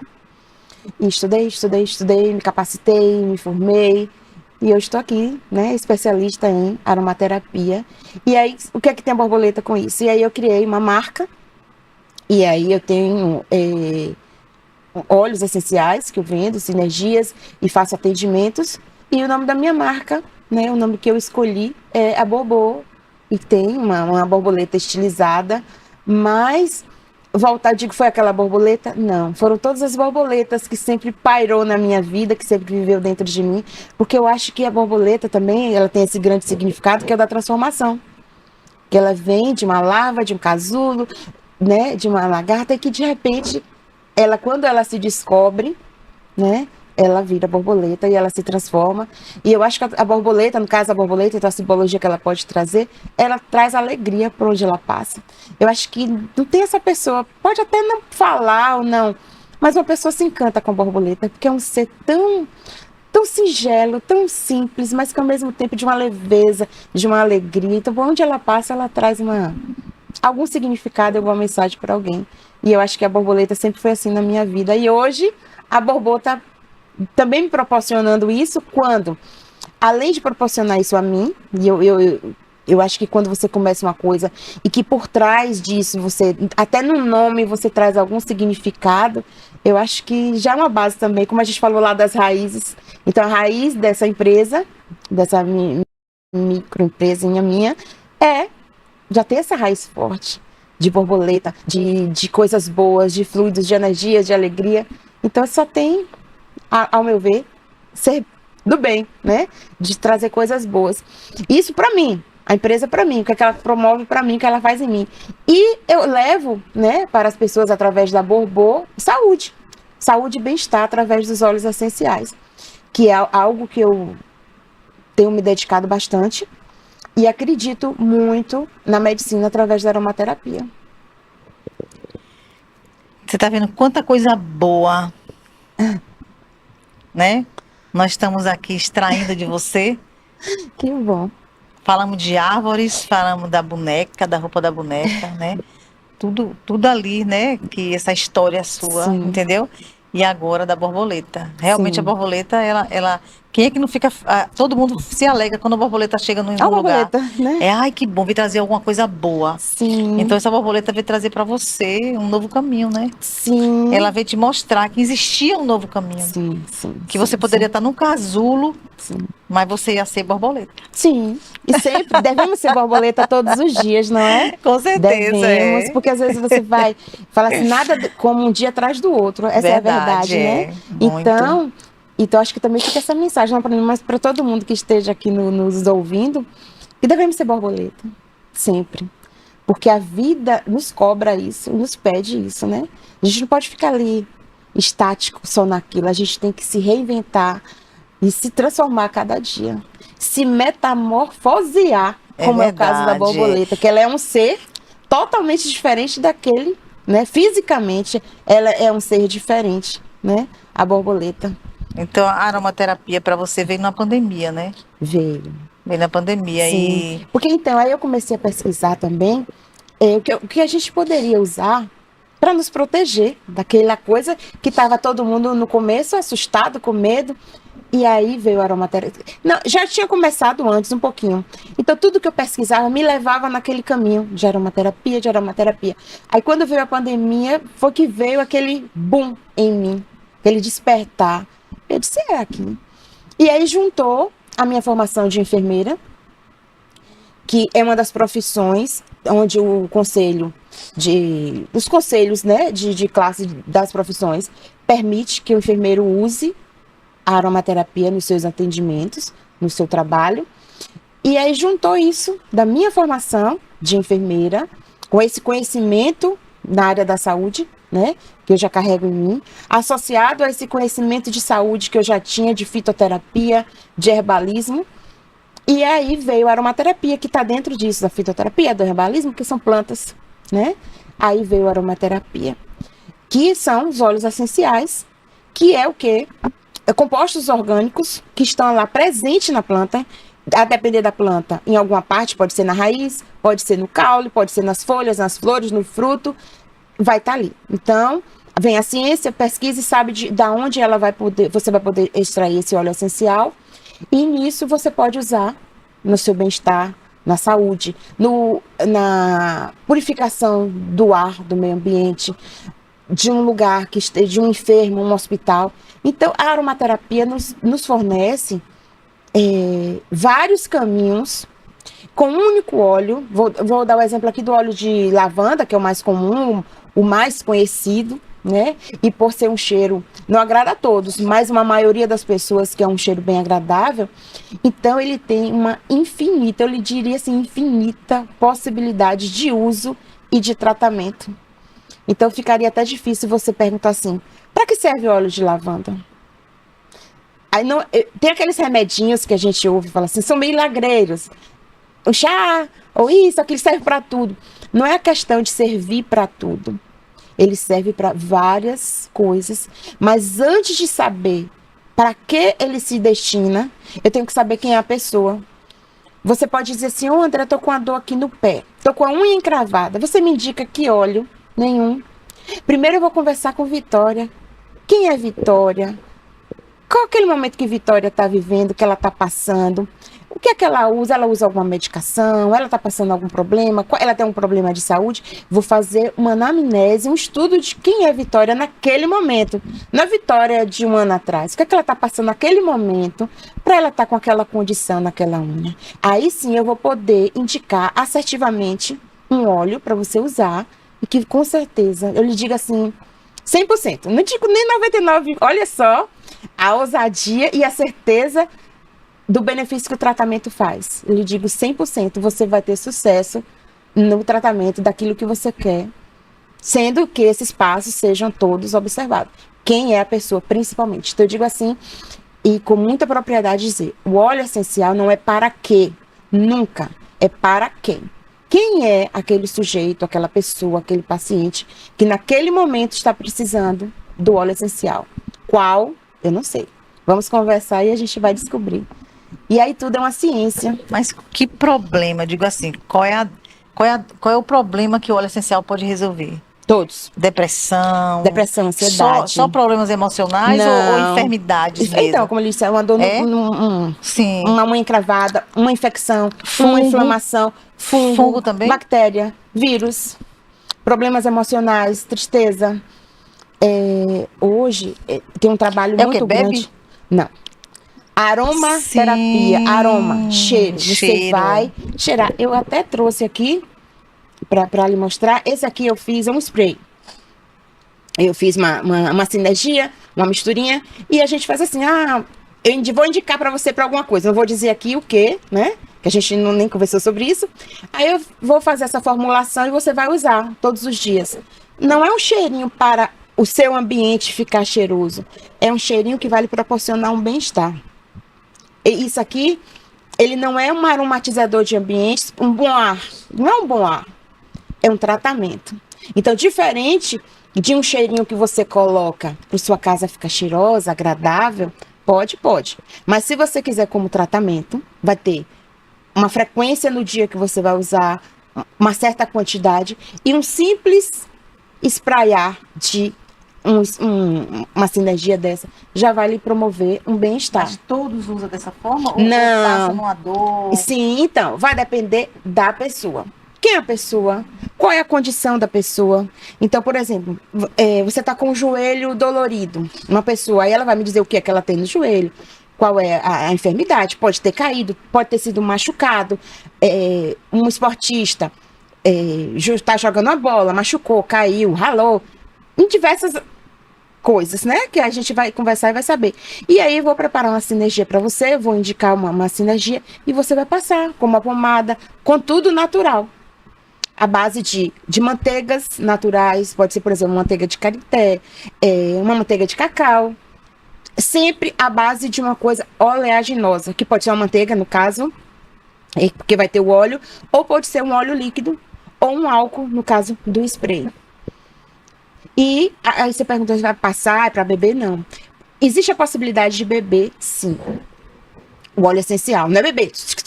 Não. Algumas gotinhas a pessoa pode, mas existe uma ressalva assim muito grande. Eu sou contra. Por quê? Existe assim, é uma medicina, é uma medicação. Quando você toma um chá, você está tomando alguns compostos que foi tirado daquela planta e você está ingerindo. Uma xícara de chá é uma dosagem muito baixa daquela planta, da medicina que aquela planta está lhe fornecendo, lhe proporcionando. Corre aí a boca pequena, diz assim, que uma gota de óleo essencial, mas assim, eu vou falar, mas não é algo que eu acredite muito que eu pregue, mas só para você ter uma dimensão. Que uma gota de óleo essencial equivale a 20 xícaras de chá. Então assim, por que eu não concordo com isso? Porque vai depender do óleo. De repente, essa uma gota pode valer 40 xícaras. Essa uma gota pode valer 100 xícaras. Então, isso é só menos a título de demonstração que uma gota de um óleo essencial, ele é muito forte, então, para você ingerir. Todas as plantas têm óleo? Não, Sim. nem todas. As plantas aromáticas, só. Aquelas que você... Um hortelã, aquele hortelã que a gente usa na hortelã comida. tem óleo? Hortelã. Você esmaga a folha, você não sente aquele cheirinho Sim. delicioso? Então, tem o óleo essencial de hortelã-pimenta e tem de outros hortelãs, mas no caso desse... Então, aquilo ali, aquele cheirinho, aquilo ali é o óleo essencial. Quando você abre uma tangerina, você vai descascar uma tangerina. Imediatamente, você não pode chupar uma tangerina escondida, né? Porque todo mundo ali ao redor já sabe que você está chupando, porque ela libera aquele aroma. Aquele aroma é o óleo essencial. Mas ele só passa a ser óleo essencial quando ele está aqui. Aqui, ele é um óleo essencial. Quando ele está na casca da tangerina, ou na folha do hortelã, ou de outra planta, ele não é chamado de óleo essencial. Ele é um composto orgânico volátil. Porque existem outras misturas para ser o óleo. Não, é aquilo ali mesmo. Assim, aí aquele cheirinho que você está sentindo da tangerina, quem está assistindo pode testar em casa. Olhe, porque às vezes a gente descasca, mas despretensiosamente não está prestando atenção.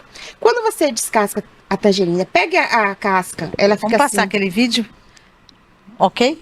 Pode ser? Sim, sim. Tem um vídeo aí. Aí Isso. É isso aí, você explicando. Olha, se você for olhar bem, você vê voando assim, como se fossem uns espirrozinhos de água.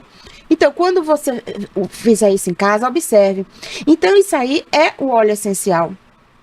Mas não é dessa forma que a gente traz pro frasquinho. Eu que sou muito curiosa, e eu gosto de fazer as coisas e ver as coisas como se faz. Isso aí, coloca as cascas, sendo de tangerina, de laranja ou de separadamente, né? Numa máquina. Então, imagine um espremedor, um prensador, uma coisa que vai apertar bem essa casca, ao ponto, primeiro passa numa coisinha como se fosse um ralador, muito superficialmente, para liberar essas bolsinhas, e depois aperta bem, como se fosse uma prensa mesmo. E aí vai liberar o líquido, que é essa, e ele chega a ser um líquido, a gente não percebe, mas é um líquido. E aí, isso que é o óleo essencial. Enquanto ele está aí na casquinha, ele é um composto orgânico volátil. Volátil porque ele libera, né? Ele evapora. E aí, quando você consegue capturar isso, que isso aí, que fique bem claro, foi uma coisa minha, que eu queria saber como era, mas que dá certo. Quem quiser fazer e extrair assim, desse jeito, pode. E aí, quando você obtém esse líquido numa quantidade razoável, que você coloca num frasco, você passa a ser chamado de óleo essencial, que é exatamente isso. Não tem nada adicionado no óleo essencial. Ele é da planta. No caso de uma folha, vamos extrair o óleo essencial da folha, vamos usar a hortelã-pimenta como modelo, por destilação a vapor. Imagine um cuscuzeiro bem gigante, onde você vai colocar uma água abaixo para ferver, para você esquentar o cuscuz, no caso vai ser folhas, e aí você vai colocar a folha, mas não é um cuscuzeiro, né? Vocês viram ali, caiu uma gotinha? E aí esse cuscuzeiro, ele é tampado, vedado, como se fosse uma panela de pressão. Estou misturando panela de pressão com cuscuzeiro, e no pito da panela de pressão sai uma mangueira de inox que vai passar por uma serpentina, esse vapor. Então, aí esquentou essa água, que vai passar por essas folhas que tá ali no cuscuzeiro, imagine que seja isso, vai passar por esse buraquinho que seria o pito da panela de pressão, numa mangueirinha de inox, que vai cair numa serpentina. Esse vapor, só vai subir o vapor. E quem vai junto com esse vapor? Essa substância volátil, porque ela é volátil. A tendência dela é, quando ela aquece essa folha, ela liberar, romper essas vesículas que tem, onde tem esse composto orgânico. Então, ali é um composto orgânico. E aí, ele é liberado pelo vapor. Então, ele sobe, passa por uma serpentina para resfriar e cai como líquido. Aí, sim, quando ele caiu lá, ele passa a ter a denominação de óleo essencial, que é o que a gente encontra nos frasquinhos. Então, e o óleo da tangerina, serve para quê? Lá vem ela pra quê? Sim. Aí eu pergunto, quem é a pessoa que vai usar? Mas tem um geralzão. Sim, eu entendi o que você quer dizer. Normalmente, então, aí eu posso dar essa dica pra todo mundo, porque a gente não pode dizer assim, olha, usa óleo essencial disso, não.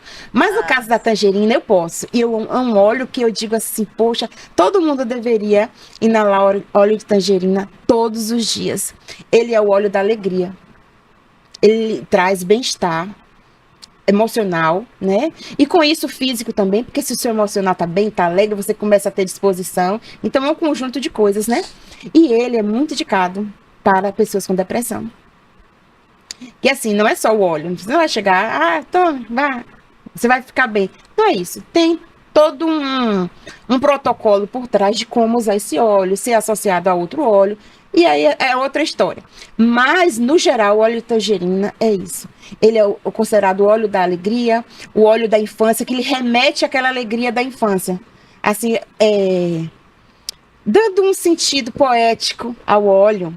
É aquele onde você está muito triste, você vai inalar, você vai sentir um bem-estar. Se você está naquele dia cabisbaixo, você vai. Então, seria um óleo excelente para você poder fazer um spray e borrifar na sua casa. Uma casa, por exemplo, que as pessoas estão tristes, uma casa onde tem uma pessoa acamada, que tem uma pessoa idosa, que já não se movimenta tanto, pelo processo mesmo de vida. Então, o óleo de tangerina é excelente para elevar essa alegria. Aí digo, mas quem não tem o óleo essencial de tangerina, pode abrir a tangerina, descascar a tangerina e aproveitar aquelas aguinhas que saem da casca, que já vai sentir esse benefício. E aí, naquele vídeo, quando eu fiz, tem um áudio atrás, mas não deu para ouvir ali. E eu falo isso. Isso aí foi logo no começo, viu? Quando eu comecei a estudar, que eu disse, peraí, que eu vou ver se isso é verdade. Se sai esse óleo mesmo. E aí, eu falo isso. Gente, eu sempre sabia disso. Tá triste, chupe uma tangerina, chupe. Mas ninguém tinha me dito que não era a fruta que você ingere, mas é só o descascar. Bem assim com a laranja, que quando você descasca também sai, o limão.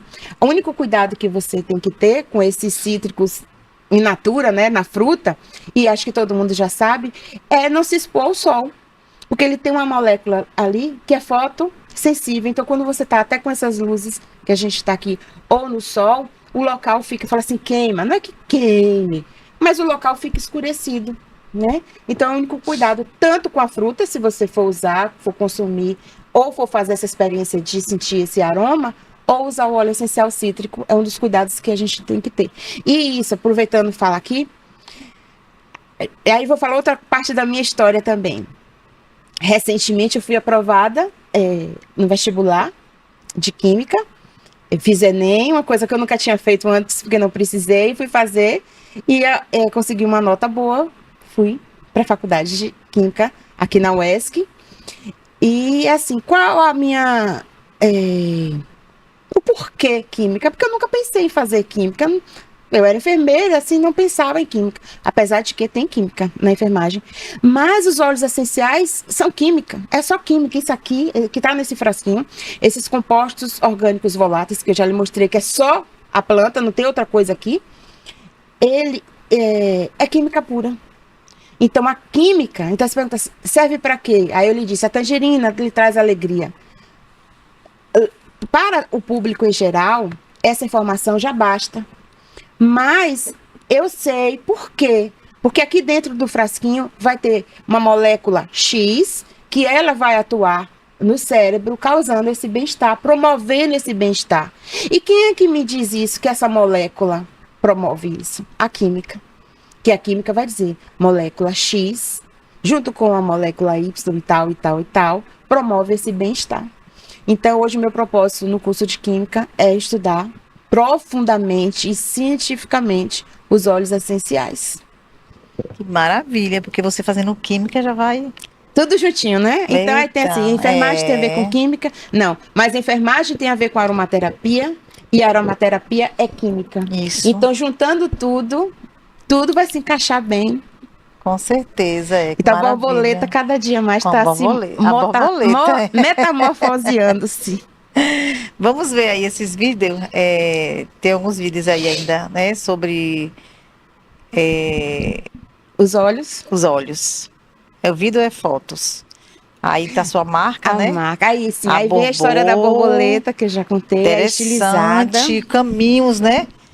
Você vai vendo ali, vai observando o que é que Deus está trazendo, né? Isso. É a luz que Deus vai trazendo, e você observe, né? Quem fez essa marca foi meu filho, Gabriel. E ali você vê duas borboletas. Se você olhar bem, tem duas, né? Tem uma no meio e tem uma ao redor. Amei. Então, que a borboleta também está sempre se metamorfoseando. Ela também. Então, uma hora ela é de um jeitinho, outra hora ela está de outro. Outra ela é colorida, outra hora tem ela pode não estar, né? Tanto colorida, sim. Tem muito a ver com os olhos também, que vai cuidar das pessoas, sim, né? Sim, sim. E a cor, até tudo, acho que tudo quando a gente faz, a gente tem que ter um propósito e um porquê. Então, e as cores, no caso verde e o lilás, tem um propósito. O verde, quando a gente vai estudar a cor e o sentido das cores, né, o que é que ela pode nos promover, o verde é cura. Então, o verde sempre é uma coisa de cura, por exemplo, de hospital. Sempre você... Hoje não, hoje que tá até meio coloridinho. As roupas dos mas normalmente, médicos, né? Centro cirúrgico é verde. Verdade, ou azul, né? Mas o verde... quer dizer isso, a cura. Ele traz cura, traz um bem-estar de cura, né? E o lilás, ele é voltado mais para a espiritualidade, para aquele do mental, da cura mais mental, de acalmar, de trazer tranquilidade, né? Então veio a cura física do verde e o emocional do lilás. E juntou com a borboleta, pronto. Muito lindo. Aí são algumas coisinhas feitas pela Borbô. Aí, nesse caso, um álcool gel com o óleo essencial. que também ele promove isso, ele promove a asepsia e a limpeza. Então, no caso do álcool, que você já quer fazer essa limpeza nas suas mãos, ele foi bem útil na época de pandemia e foi bem aceito também por isso, porque tinha aquele propósito, né, do álcool, fazer a limpeza das mãos, substituindo uma água, e com o óleo essencial você já tem essas duas proteções, do álcool para limpeza e do óleo também para proteção. Aí são mais coisinhas, mimos. Quem vai lá na Borbô quando recebe uma coisinha, quando compra, quando adquire um dos nossos produtos, vai ser recheado de intenções. Eu digo assim, sabe? Porque não é o produto só pelo produto, tem tudo por trás, né? Que é uma leveza, um carinho, uma alegria de quem recebe, né? Recheado de coisinhas boas que tem algum significado. Ali o Rolon, então você me perguntou como é que usa. Tem essa forma também de Rolon, que é aquele que na pontinha daquele frasquinho ali, ele tem uma bolinha que rola, que você pode passar no seu pulso. Então você leva na bolsa. Se você tiver num tratamento com óleo essencial e durante o dia você precisar usar ou sentir a necessidade de usar, ele está sempre à mão, mais prático, não derrama, não mela. Então também uma forma interessante de uso. Mas acho que também o Rolon ali. Tem as pedras, eu gosto também de pedras. Aí são pedras que tem também um significado, o verde da cura, o lilás da cura também. O óleo essencial, ele pode ser usado também para inalar, que é líquido, o próprio óleo, e ali é um cremezinho, uma pomadinha, pode chamar de pomada, de creme, de hidratante, sempre natural. Nunca um hidratante que você compra na farmácia ou no mercado, você vai adicionar óleo essencial, nunca. Tem que ser algo direcionado, específico para aquilo e natural, sem aditivo químico nenhum. Porque senão o óleo ele não vai fazer o efeito esperado. Aí também, mais algumas coisinhas lá da Borbô. Convido a quem tiver interesse, entrar no nosso Instagram, dar uma olhadinha. Você tem uma loja virtual. A loja virtual, sim. Ali também tem o inalador nasal, que é uma forma muito interessante de uso dos óleos essenciais, porque ele é prático também. Eu tenho até aqui, depois eu posso lhe mostrar. Você é um tratamento, então quem indicou óleo essencial para você usar? Você me perguntou como é que usa. Não é simplesmente você comprar, você tem que saber como usa. E quem vai lhe dar esse direcionamento é um aromaterapeuta, após uma consulta, né?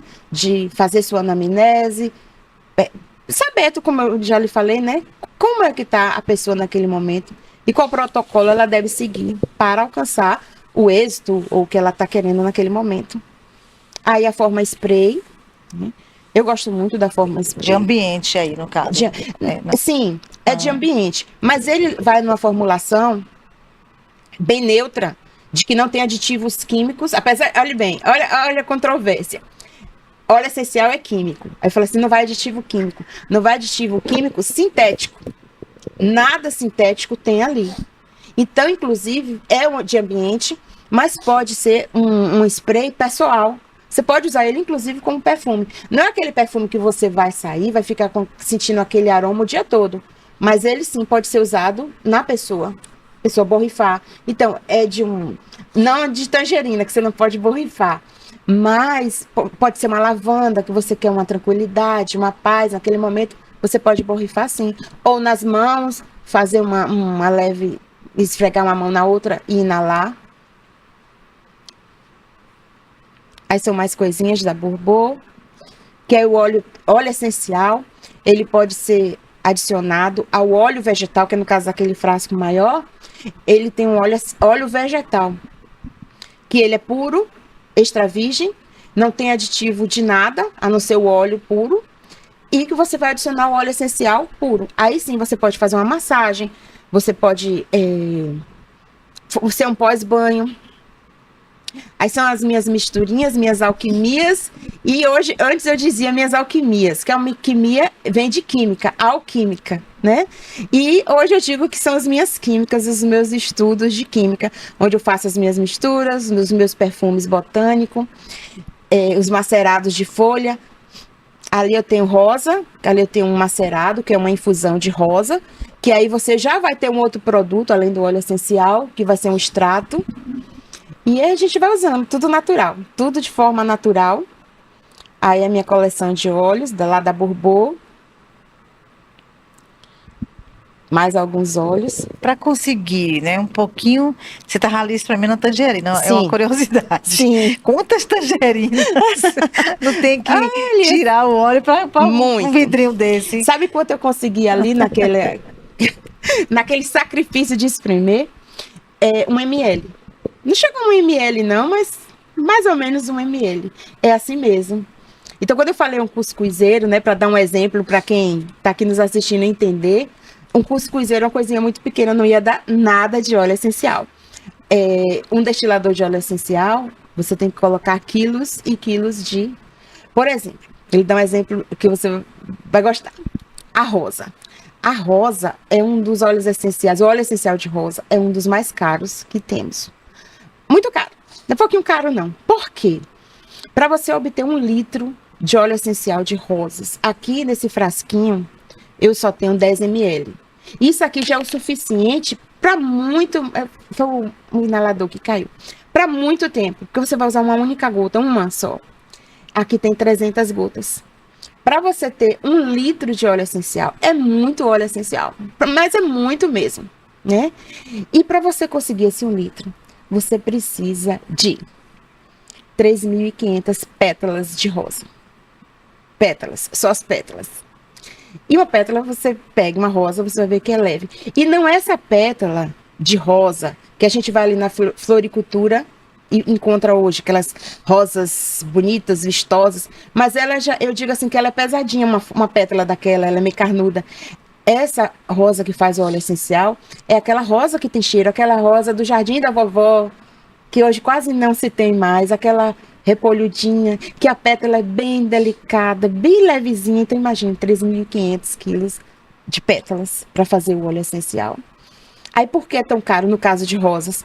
Porque precisa normalmente da plantação inteira de uma pessoa. A pessoa que foi lá, plantou, fez as suas mudinhas, plantou, cuidou e colheu. É uma plantação inteira. Então, quanto é que não é essa planta? Isso tudo é muito caro. Então, Eu imagino, viu, quanto Pois não é. seria, viu? Aí eu digo assim, sabe? O estudo da aromaterapia, para mim, foi muito fascinante. Foi e é, porque a gente não para de estar estudando. Porque cada hora você vê uma coisa diferente. Por exemplo, então, eu não estudei só o óleo essencial. Aí eu fui buscar isso. Como é que planta? Qual a quantidade? Porque vai depender do local. Vamos supor, aqui no Brasil, a gente pega essa plantação de rosa, essa mesma rosa que eu falei, uma plantação aqui.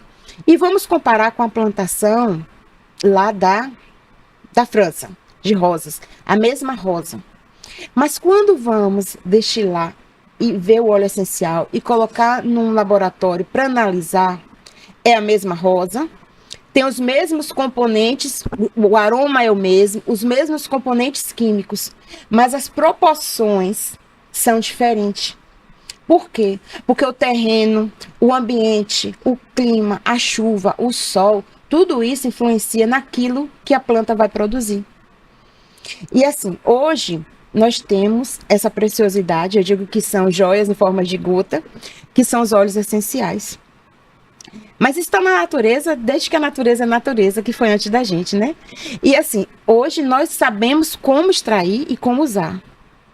Mas a natureza não fez isso para mim, nem para você, nem para nenhum de nós. Ela fez para ela mesma, para se defender das intempéries daquela vida que ela está vivendo naquele momento. Então, por que um óleo essencial, no caso uma rosa, aqui do Brasil, vai ser um pouco diferente do óleo essencial cultivado na França? Foi o exemplo que eu dei, né? Porque o clima de lá é diferente.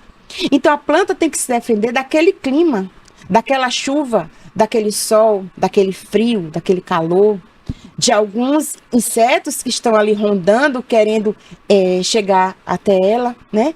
Da mesma forma aqui, os insetos vão ser outros. Às vezes o mesmo inseto, vamos supor uma abelha, mas a abelha daqui é diferente da abelha de lá, o sol é diferente, o calor é diferente. Então a planta vai liberar substâncias e ela vai produzir, porque a planta ela produz o próprio remédio dela. Ela produz o seu alimento e o seu remédio. E no caso dela é esse, eu não digo remédio, mas essa maneira que ela vai se defender desse ambiente. Coisa linda, né? Interessante. Então, isso que eu estou dizendo, quando a gente vai estudando profundo, é uma coisa assim tão verdade, de Deus, se aprofundar. Né? Deixa eu te falar, nós estamos chegando já ao final. Final, não tem mais nem um minuto. Eu queria que você desse seu contato, né? Alguém aí que vai se interessar. Você falou que pode dar cursos também, né? Sim. Palestras, entendeu? E também alguém tiver interessado nos óleos essenciais, né? Sim. Qual é o seu contato? Olha, seu Instagram, né? No Instagram, né? Que é @borboaromas. Eu acho que é o melhor mesmo. Lá, dá uma olhadinha nos olhos. Lá eu forneço o link, né? Outros links e a gente pode conversar. Inclusive, consultas, quem tiver interesse. Porque hoje, viu, Vitória, tem uma coisinha também que eu gostaria de falar, que eu acho muito prudente dos óleos essenciais. Hoje tá uma coisa assim, muito crescente. Óleo essencial, virou moda, né? Mas assim, cuidado. Óleo essencial não é moda. Óleo essencial é uma coisa muito séria. Eu digo que óleo essencial é uma coisa assim lindíssima.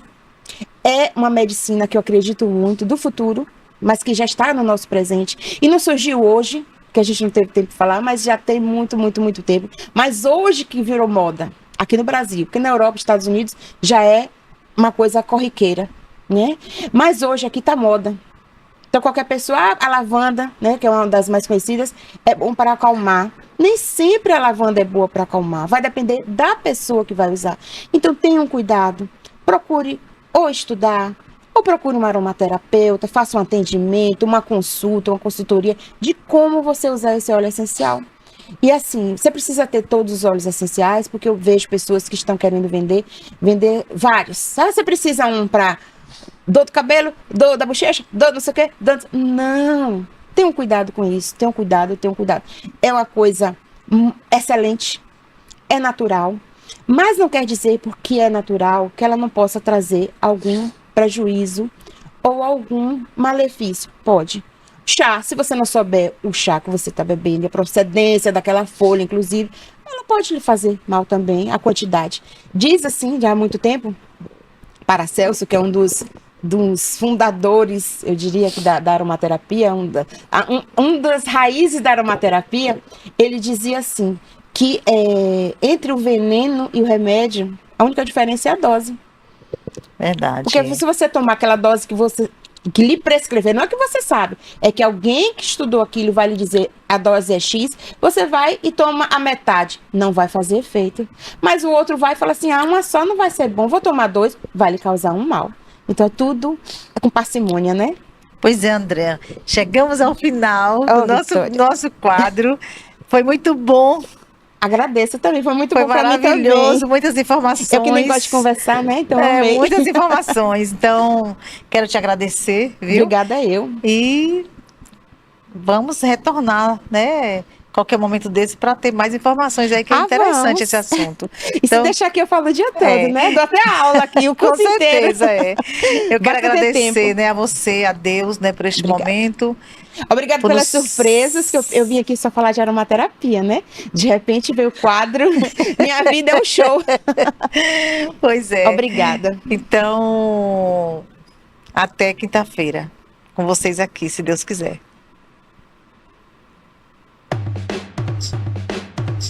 Thank you.